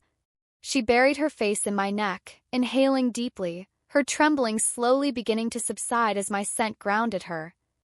"Listen to me very carefully," I whispered, rubbing my hands in slow, rhythmic circles over her tense back. "I am not your mother, and you are not your father. Do you hear me? Your father is a bitter, pathetic man who blamed his family for his own lack of ambition. You are Stella freaking Sterling. You fight for what you love." She sobbed quietly against my skin, her tears hot against my neck. "I love you so much, Chloe. I'm so terrified of losing you." "You're not going to lose me," I promised fiercely, pulling back just enough to frame her tear-stained face in my hands. I brushed my thumbs over her cheekbones, looking deep into her eyes. "We are going to walk into that office on Monday, and we are going to work harder, smarter, and faster than Arthur could ever dream of. We are going to build an airtight merger, and we are going to force him to sign his name on your victory. We are going to take everything from him." Stella stared at me, the chaotic storm in her blue eyes slowly settling into something solid. Something lethal. She leaned down, pressing her forehead against mine, our breaths mingling in the quiet apartment. "You are incredible," Stella whispered, her voice rough and exhausted but steady. She moved one of her hands down, resting it gently against the slight curve of my stomach. "I don't deserve you." "You're right. You don't," I teased softly, a small, watery smile breaking across my face. "But you're stuck with me anyway. And you're stuck with our daughter." Stella's breath hitched, her eyes widening. "Daughter?" I laughed, a genuine bubbling sound of joy amidst the chaos. "I didn't want to tell you until after the Vanguard meeting, but the blood test results came in yesterday. It's a girl, Stella." A slow, devastatingly beautiful smile spread across Stella's face, entirely erasing the shadows her father had left behind. She leaned in, capturing my lips in a desperate, searing kiss that tasted of salt and absolute, uncompromising devotion. A girl, Stella murmured against my mouth, her alpha scent wrapping around us in a warm, unbreakable vow. Arthur Sterling has no idea the kind of war he just started. End of Part 7. Part 8, The Corporate War. The elevator doors on the 42nd floor of Harrison and Hayes slid open, and for the first time in 3 years, Stella and I did not walk out of it from opposite ends of the car. We stepped into the bustling, high-stakes bullpen of the firm shoulder to shoulder. The atmosphere in the office was suffocatingly tense. Rumors about my collapse on Friday and Stella's terrifying alpha display in the boardroom had spread like wildfire. Paralegals stopped typing, and junior associates discreetly peeked over their cubicle walls as we walked down the center aisle. I kept my chin high, clutching my leather briefcase, projecting absolute, unshakable confidence even though my stomach was violently churning with morning sickness. Stella was a completely different story. She was radiating lethal, untouchable energy. She wore a pristine, sharp gray suit, her dark hair slicked back flawlessly. Her alpha scent, usually contained during office hours, was pushed out just enough to form a protective barrier around us. It was a clear, biological warning to every single person in the room: do not approach. Do not challenge. We walked straight past Mr. Harrison's glass office, ignoring his nervous, lingering stare, and pushed open the heavy wooden doors of War Room B. The moment we stepped inside, the temperature in the room plummeted. Arthur Sterling was already there. He was sitting at the head of the massive white conference table, Stella's usual seat. He had a cup of black coffee resting on a coaster, the Vanguard physical files spread out meticulously in front of him. His chilling scent of frozen rain and rusted iron immediately saturated the air, an aggressive territorial claim over the room. Behind him, standing near the whiteboard like a subservient lapdog, was Richard Bradford. Stella stopped dead in her tracks. A low, dangerous rumble vibrated deep in her chest. "What is he doing here?" Stella demanded, her voice like cracking ice. She didn't look at her father. Her lethal blue eyes were locked entirely on Bradford, who visibly swallowed hard and took a half-step backward. Arthur slowly turned the page of the file he was reading, deliberately making us wait before he looked up. "Good morning to you too, Stella. Richard is here at my personal request. As the oversight chairman for the Vanguard Merger, I am allowed a legal aid to assist me in auditing your paperwork. Richard's background in offshore tax codes makes him the perfect candidate." Richard's background in offshore tax codes got him nearly disbarred, I fired back, stepping around Stella to drop my heavy briefcase onto the table. I refused to let Arthur's scent intimidate me. I was carrying a daughter, and I was going to show her exactly how to handle bullies. He doesn't belong on this merger. And he certainly doesn't belong in this room. Arthur's eyes narrowed, his gaze dragging slowly over me. "Ah, Miss Jenkins. Still here, I see.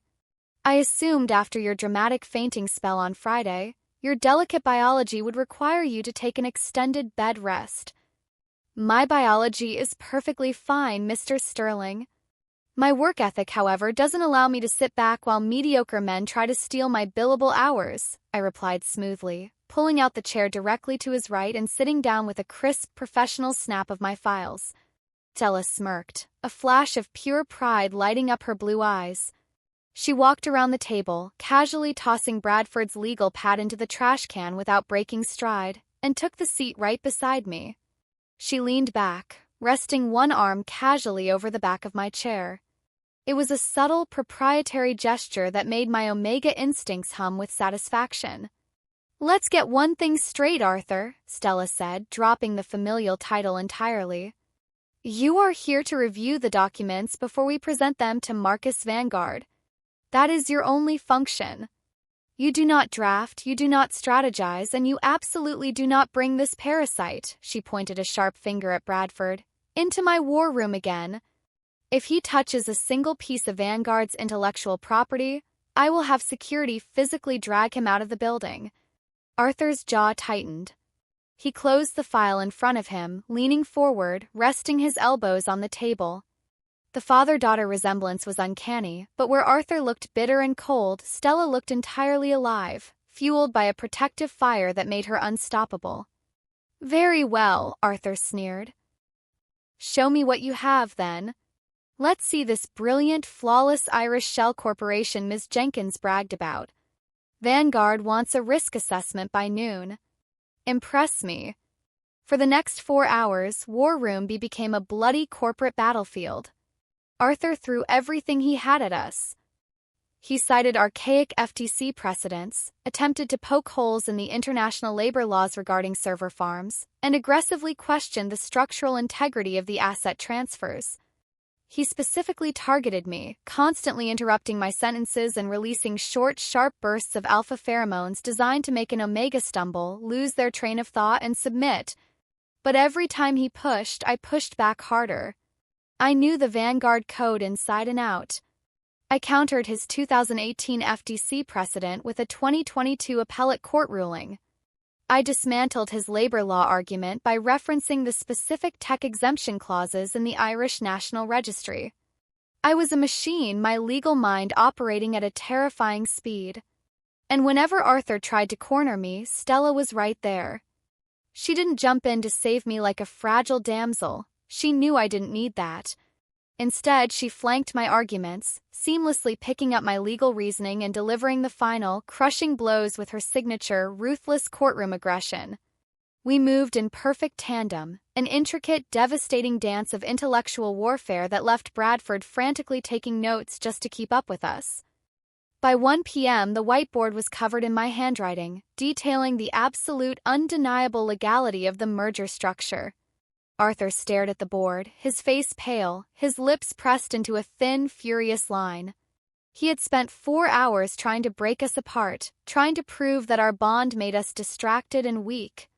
Instead, we had just handed him a masterpiece of corporate law. "It's airtight," I stated firmly, dropping my dry erase marker onto the tray.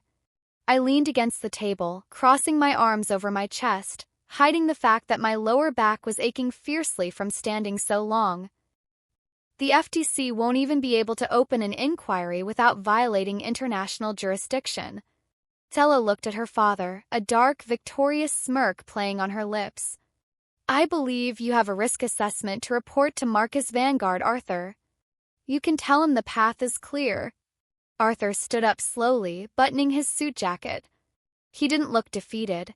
He looked incredibly dangerous, like a snake coiling before a strike.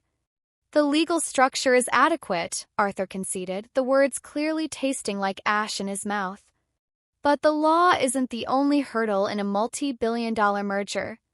Corporate optics matter, Stella. The Vanguard Board of Directors is notoriously conservative.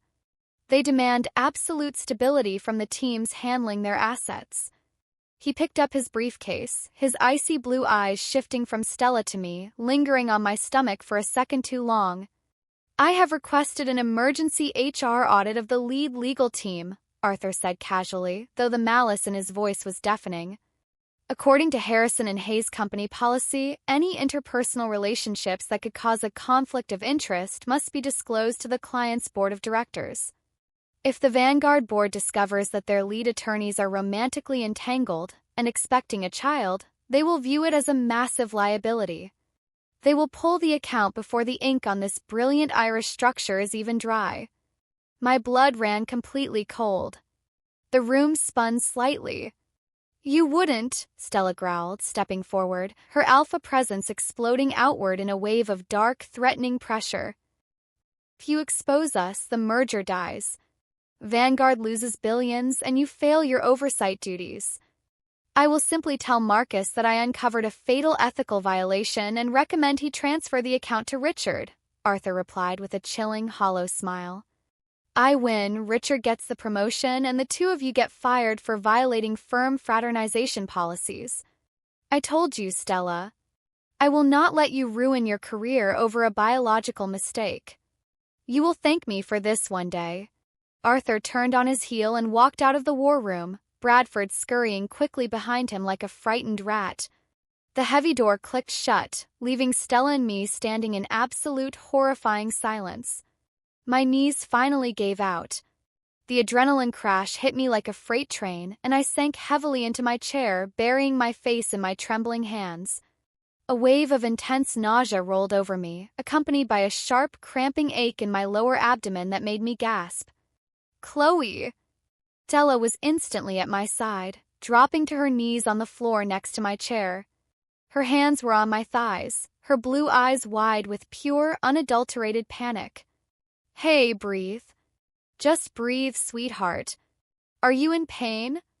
Is it the baby? I'm okay, it's just stress, I wheezed, gripping her shoulders tightly, grounding myself in her solid presence. Her cedar and mint scent washed over me, working overtime to soothe my skyrocketing heart rate. Stella, he's going to tell the board. He's going to burn everything to the ground just to prove a point. He's not, Stella promised, her voice rough, her thumbs rubbing desperate, soothing circles onto my legs. I will tear him apart before I let him take this from you. I will go to Vanguard myself. Before she could finish her sentence, the war room door burst open again. Maya rushed in, her face flushed, holding a stack of red-flagged HR folders against her chest. She slammed the door shut and locked the deadbolt, her beta senses entirely unaffected by the heavy alpha pheromones in the room. We have a massive problem, Maya panted, practically throwing the folders onto the white table. She looked at me, then down at Stella kneeling on the floor, and her eyes widened in terror. Arthur Sterling just filed a formal petition for a medical and ethical review, Maya rushed out, her words tumbling over each other. He invoked Clause 42 of the firm's HR guidelines. He's demanding a mandatory blood and hormone test for both of you by 5 p.m. today to prove that there is no alpha-omega bond compromising your professional judgment. Stella stood up, her jaw set like stone, staring at the red folders. If you refuse the test, it's an automatic admission of guilt and you're both terminated, Maya whispered, tears of frustration shining in her eyes. If you take it, the hormones will prove you're pregnant with her child, and he hands the results directly to the Vanguard board. He's cornered you. I looked at Stella, the reality of the trap closing in around us. We had 3 hours until 5 p.m. 3 hours before the secret we had fought so hard to protect was weaponized to destroy our lives. Stella didn't panic. The fear that had plagued her all weekend was completely gone, replaced by a cold, calculating, and absolutely lethal corporate calm. Maya, Stella said, her voice dropping into a register that commanded absolute obedience. I need you to pull the Vanguard corporate bylaws. Specifically, the personal asset protection clauses of Marcus Vanguard's initial 1995 incorporation. Maya blinked, confused. The 1995 bylaws? Stella, why? Stella turned to look at me, a dangerous, brilliant fire burning in her icy blue eyes. It was the look of an alpha who was about to go to war, not just for her career, but for her family. Because Arthur thinks he's playing corporate politics, Stella murmured, reaching down to gently thread her fingers through mine. But we are about to play a game of mutually assured destruction, and I am going to make sure my father is the only one who doesn't walk away from the table. End of Part 8. Part 9, Mutually Assured Destruction. Clock on the wall of War Room B read 2:15 p.m. The heavy, suffocating weight of the deadline hung in the air like a guillotine. We had less than 3 hours before Arthur Sterling's mandatory HR hormone test would expose my pregnancy, confirm our bond, and trigger a catastrophic chain reaction that would end both of our careers. Maya dropped a massive, dust-covered cardboard archive box onto the pristine white conference table with a heavy thud. She was breathing hard, her beta senses entirely immune to the chaotic storm of alpha and omega pheromones swirling in the enclosed space, but the sheer stress of the situation was clearly getting to her. These are Marcus Vanguard's original 1995 incorporation documents, Maya panted, wiping dust from her black pencil skirt. I had to bypass 3 layers of security clearance and essentially bribe the basement archivist to get them. Stella, I am risking my entire job for this. What exactly are we looking for? A ghost, Stella murmured, her icy blue eyes already scanning the first stack of yellowing legal papers. She didn't look like a terrified daughter anymore. She looked like an apex predator who had just caught the scent of blood. My father is a brilliant litigator, but he is fundamentally greedy. He didn't just recommend our firm to Marcus Vanguard out of the goodness of his heart. Arthur doesn't do favors unless he gets a massive, untraceable payout. I pulled my laptop closer, my fingers hovering over the keyboard. Despite the fierce cramping in my lower back and the exhaustion pulling at my eyelids, my mind was operating at a terrifying, hyper-focused speed. If Arthur was a silent partner or received an undisclosed equity stake during Vanguard's 1995 startup phase, and he is now acting as the legal oversight for a multi-billion-dollar merger, I trailed off, the legal implications clicking into place like puzzle pieces. It's a massive, federally prosecutable conflict of interest, Stella finished, her dark cedar and mint scent flaring with a dangerous, triumphant edge. She looked up at me, a fiercely proud smirk playing on her lips. It's not just an ethical violation, Chloe. It's felony fraud. If we can prove he holds hidden equity, we have him by the throat. The next 2 hours were an absolute blur of frantic, desperate reading. We tore through thousands of pages of archaic tax codes, shell company registrations, and redacted shareholder agreements. We operated in perfect, undeniable synchronicity. Whenever I found a financial discrepancy, I slid the paper across the table. Stella instantly recognized the legal loophole and cross-referenced it with Arthur's past cases. We didn't even need to speak. The bond between us was humming, a living, breathing connection that made us a singular, unstoppable force. 4:12 p.m., my eyes snagged on a single buried paragraph in a secondary offshore holding trust. My heart completely stopped. "Stella," I whispered, my voice trembling as I traced my finger over the faded ink. "Look at the routing number on this 1995 escrow transfer. The seed money that Vanguard used to purchase his very first tech patent." Stella rounded the table, leaning over my shoulder. The heat of her chest pressed against my back, her alpha scent wrapping securely around me. I felt her entire body go rigidly still. "That's my father's old private firm account," Stella breathed out, her voice dropping into a lethal, quiet register. "He didn't just invest in Vanguard. He illegally funneled his own clients' escrow funds to bankroll Vanguard's startup, and in exchange, Vanguard granted a blind trust 20% equity in the empire." "A blind trust registered in the Cayman Islands," I added, rapidly typing the numbers into my legal database. "Which means Arthur Sterling currently owns 20% of the $10 billion company he is supposed to be objectively auditing. If the FTC finds out, Vanguard goes to prison and Arthur gets disbarred and indicted." Stella slowly stood up straight. A dark, terrifying, and utterly beautiful smile spread across her sharp features. She looked at the clock. 4:45 p.m. "Print it," Stella commanded softly. "Print all of it." At exactly 4:58 p.m., Stella and I walked into the glass-walled HR executive suite on the 50th floor. The atmosphere was suffocating. Mr. Harrison sat at the head of the dark mahogany table, looking incredibly uncomfortable and sweating profusely. To his right stood a firm-hired phlebotomist, holding a tray of sterile needles and blood vials. And sitting directly across from the door, looking like a king on a stolen throne, was Arthur Sterling. His chilling scent of frozen rain and rusted iron saturated the room, a heavy, oppressive blanket designed to make me submit the second I walked in. My Omega instincts screamed at me to lower my head, to protect my stomach and yield. But before the fear could even take root, Stella stepped slightly in front of me, taking the brunt of his alpha presence. Her own scent flared, dark, aggressive, and entirely uncompromising, creating an impenetrable shield around me. "You're late, Stella," Arthur drawled, tapping his expensive gold watch. He looked past her, fixing his icy stare on me. "Roll up your sleeve, Miss Jenkins. Let's get this over with so we can draft your termination papers."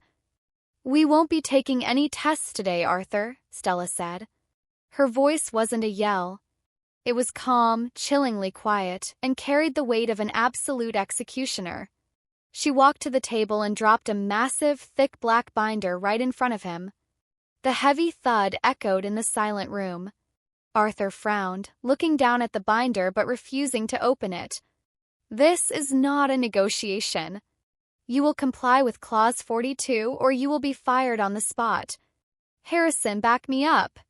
Mr. Harrison opened his mouth, but I didn't give him the chance to speak. That binder contains the original 1995 incorporation documents for Vanguard Technologies, I stated, stepping out from behind Stella and resting my hands firmly on the back of a leather chair. I looked Arthur dead in the eyes, channeling every ounce of courtroom venom I possessed.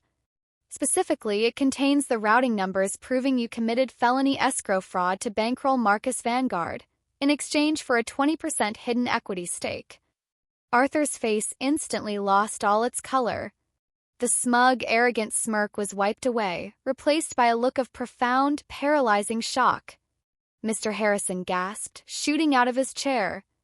Escrow fraud? Arthur, what are they talking about?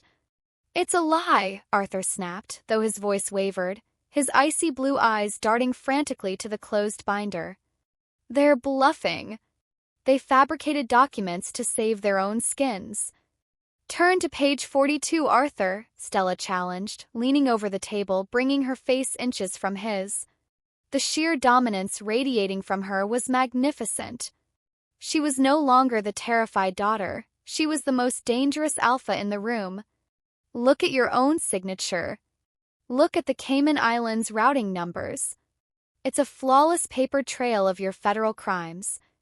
Arthur's hands physically shook as he flipped the binder open. His eyes scanned the highlighted paragraphs, and I watched the legendary untouchable litigator crumble into a pathetic, cornered old man in real time. Here is what is going to happen, I continued, my voice steady and completely unyielding. You are going to withdraw your HR petition immediately. You are going to sign a non-disclosure agreement regarding our relationship, my pregnancy, and our biological bond. And then, Stella took over, her voice dropping to a deadly, guttural growl that made Arthur flinch backward, you are going to formally resign as the Oversight Committee for the Vanguard Merger, citing health reasons.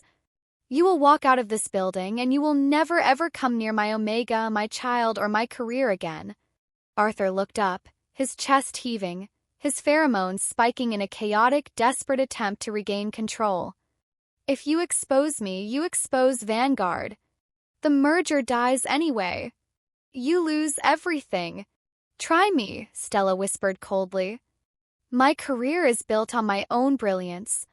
Yours is built on fraud. I can find another billionaire client tomorrow. But you? You will die in a federal penitentiary. The silence that followed was absolute.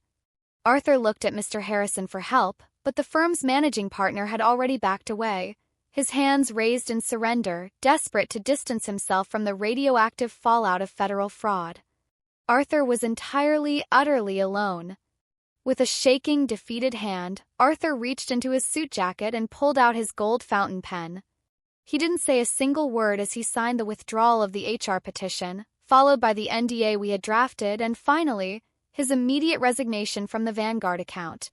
He threw the pen onto the table, standing up with jerky, robotic movements. He looked at Stella one last time, a pathetic mixture of hatred and absolute defeat in his eyes, before turning and walking out of the boardroom. The heavy glass door clicked shut. The war was over. We had won. Mr. Harrison cleared his throat, looking between Stella, me, and the massive binder of blackmail on the table. I will inform Vanguard that we are proceeding without oversight. Good work, Ms. Sterling. Ms. Jenkins. He practically sprinted out of the room, leaving us completely alone. The second the door closed behind him, the adrenaline that had been keeping me upright completely evaporated. My knees buckled, the sheer emotional weight of the last 3 hours crashing down on me. Stella caught me before I could hit the floor. She wrapped her strong arms around my waist, lowering us both gently until we were sitting on the plush carpet of the boardroom. She pulled me into her lap, burying her face in the crook of my neck, inhaling my sweet, calming scent in deep, desperate breaths. You did it, I whispered, tears of pure relief spilling over my eyelashes, my hands threading tightly into her dark hair. You beat him, Stella. He's gone. He can never hurt you again. We did it, Stella corrected, her voice thick with emotion. She pulled back just enough to look at me, her icy blue eyes entirely soft, filled with an overwhelming absolute devotion. I could never have stood up to him without you, Chloe. You gave me my life back. She leaned in, capturing my lips in a slow, tender kiss that tasted of salt and victory.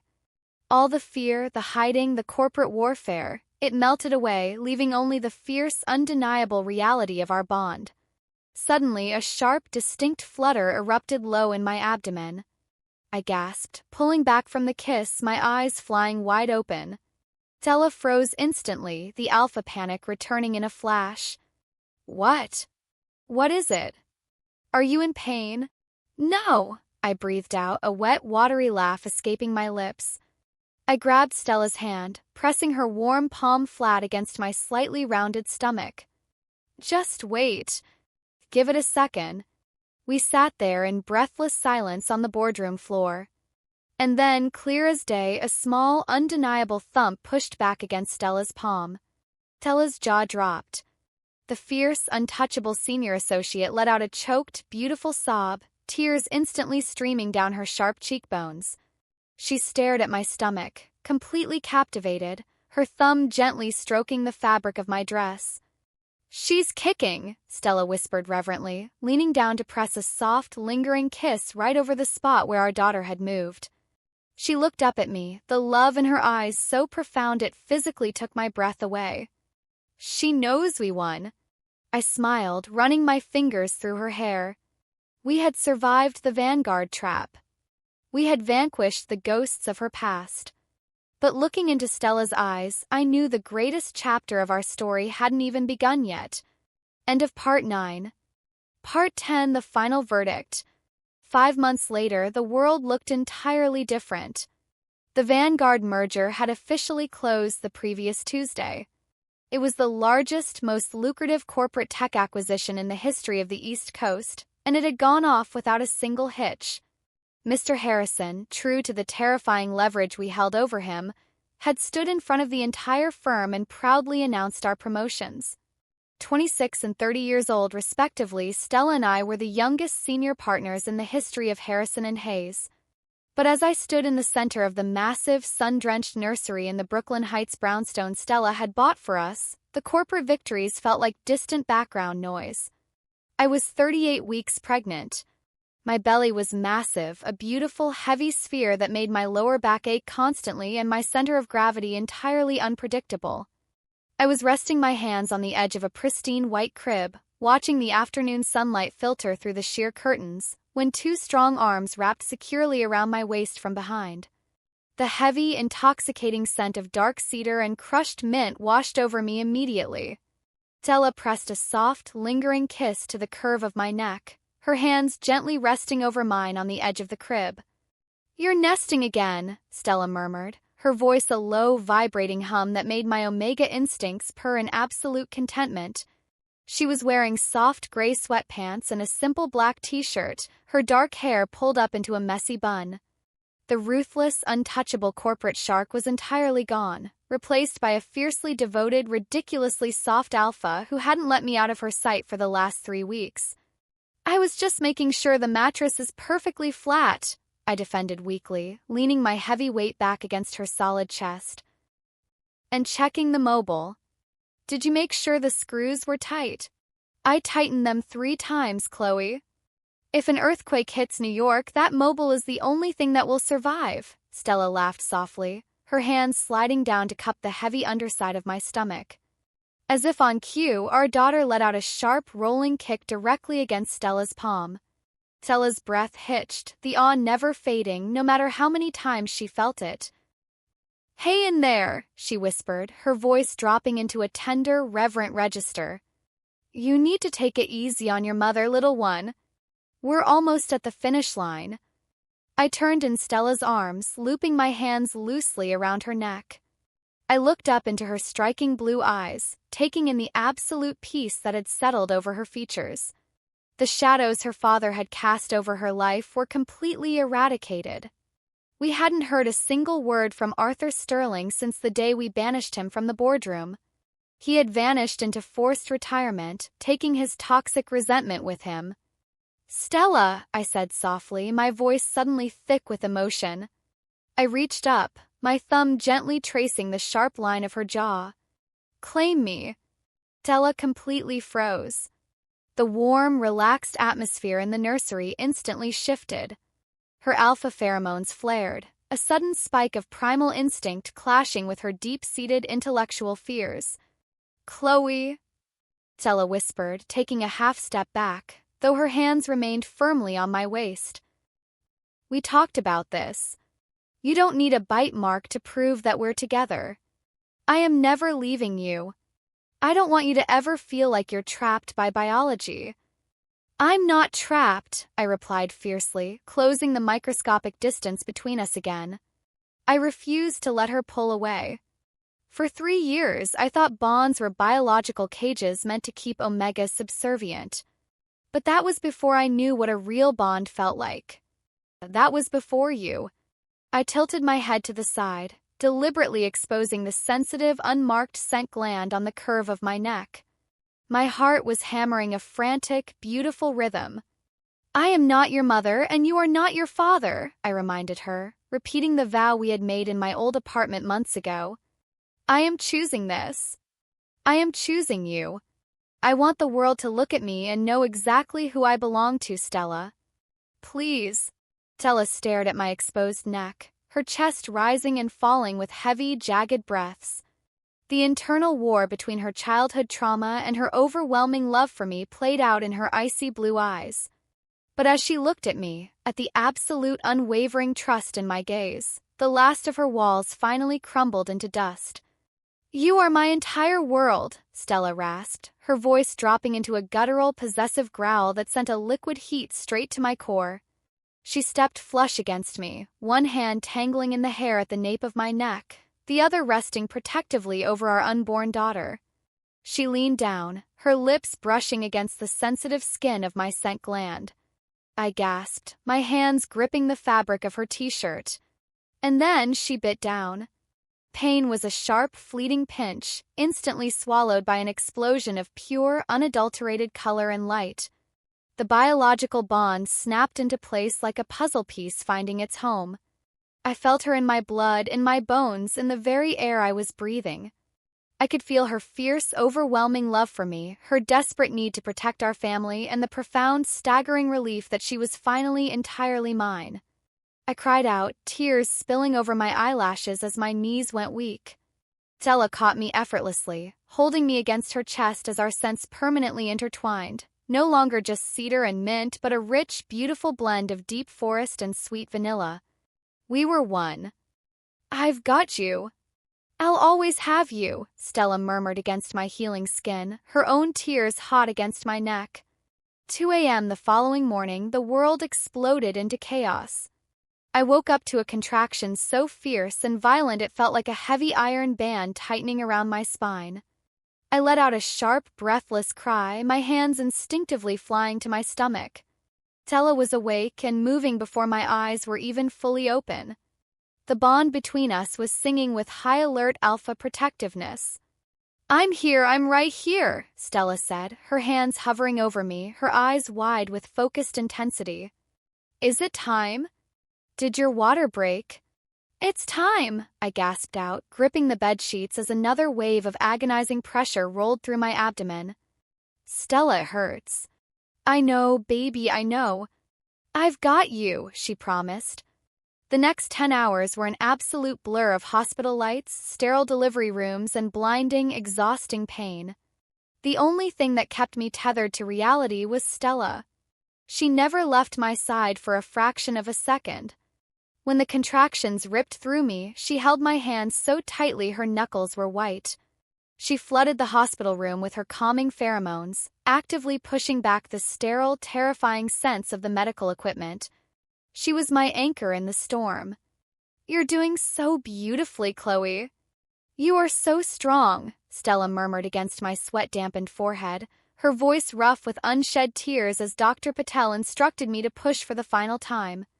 "I can't," I sobbed, completely devoid of energy, my head falling back against the pillows.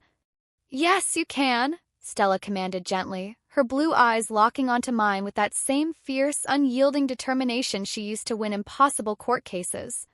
But this time it was laced with absolute devotion. One more, Chloe. Bring our daughter into the world. Do it for us. I pulled a ragged breath into my burning lungs, gripped Stella's hand, and pushed with every remaining ounce of strength in my body. And then, the room was filled with the most beautiful, piercing sound I had ever heard. A sharp, demanding cry echoed off the tile walls. I collapsed back against the pillows, gasping for air, tears of absolute exhaustion and profound joy streaming down my face. She's perfect, Dr. Patel announced gently, quickly wrapping the tiny, squalling infant in a warm blanket before stepping forward and laying her directly onto my bare chest. I looked down, and the entire universe completely stopped spinning. She was tiny, flushed, and perfectly healthy. She had a mop of thick, dark hair exactly like Stella's, and when she finally blinked her swollen eyes open, they were a striking, deep blue. "Oh my God," I whispered, pulling the tiny bundle securely against my heart. Hi, sweet girl." Stella was weeping. The untouchable, ruthless senior partner of Harrison and Hayes was on her knees by the side of the hospital bed, sobbing openly as she rested her forehead against my shoulder.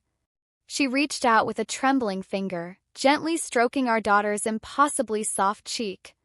The baby instantly turned toward the touch, rooting instinctively toward her alpha mother's scent. "Lily," Stella choked out, kissing my temple, then leaning down to kiss the top of our daughter's head. "Lily Vanguard Sterling Jenkins. You are the most beautiful thing I have ever seen." 3 days later, we were back in the brownstone. Transition into motherhood was exhausting, terrifying, and overwhelmingly beautiful.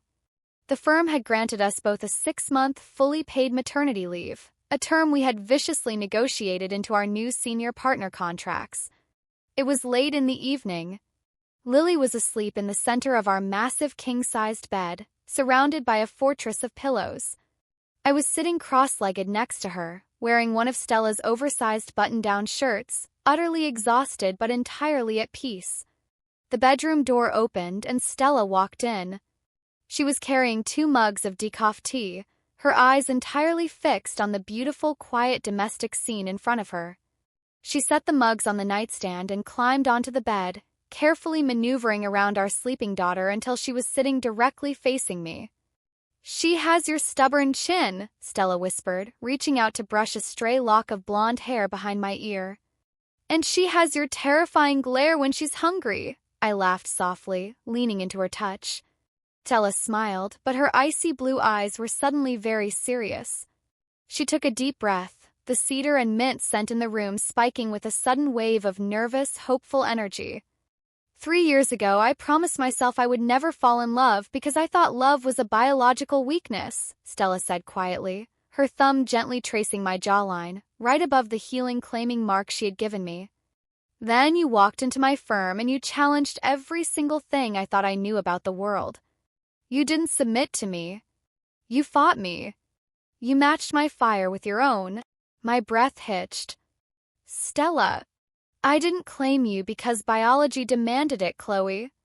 I claimed you because my soul recognized yours," Stella continued, her voice thick with raw, unfiltered emotion. She slowly reached into the pocket of her sweatpants and pulled out a small, sleek black velvet box. My hands flew to cover my mouth, fresh tears instantly springing to my eyes. Stella opened the box. Resting inside was a breathtaking vintage-cut diamond ring, set in a delicate platinum band that looked exactly like the one I had admired in a jeweler's window months ago. "I want to argue with you in boardrooms for the rest of my life," Stella whispered, a watery smile breaking across her stunning face. "I want to wake up to your scent every morning. I want to raise this beautiful, stubborn little girl with you, and I want the entire world to know that the great Stella Sterling was brought to her knees by a brilliant Omega." She shifted slightly, resting her hand over mine. "Chloe Jenkins, will you marry me?" I looked at the ring, then down at our perfect sleeping daughter, and finally back up into the eyes of the woman who had transformed from my greatest rival into my absolute sanctuary. We had fought through corporate warfare, childhood trauma, and our own stubborn fears to get to this exact moment.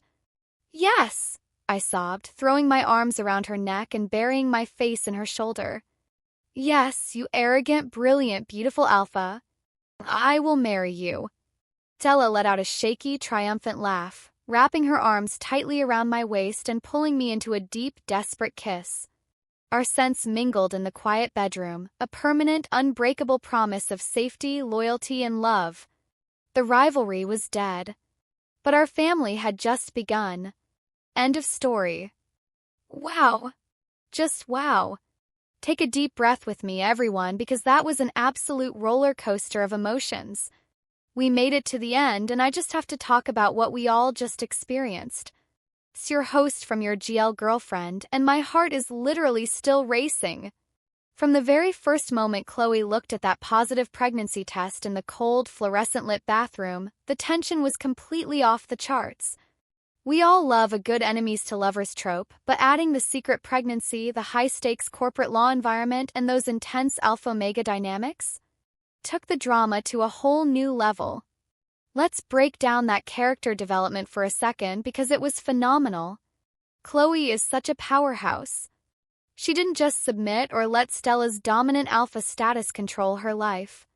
She fought back, she fiercely protected her career, and most importantly, she protected their daughter. And Stella, oh my gosh, Stella Sterling. Watching her transition from this ruthless, ice-cold rival into an absolute, fiercely protective partner was just incredible. The moment she carried Chloe out of that boardroom right in front of the billionaire CEO and their boss? Literal chills. But the real turning point of the story had to be that confrontation with Arthur. Generational trauma is such a heavy burden, and you could feel exactly how terrified Stella was of repeating her father's toxic mistakes. The way Chloe stepped right in front of Stella to physically and emotionally shield her from her father's cruelty? That is what true love looks like. They didn't just defeat a corporate rival, they destroyed a cycle of abuse. And then finding the escrow fraud and blackmailing him right out of the firm? Absolute boss move from our girls. Now I want to hear from you. Yes, you listening right now. Let's have a chat in the comments because I have a few questions for you. First, what was your absolute favorite scene in the entire story?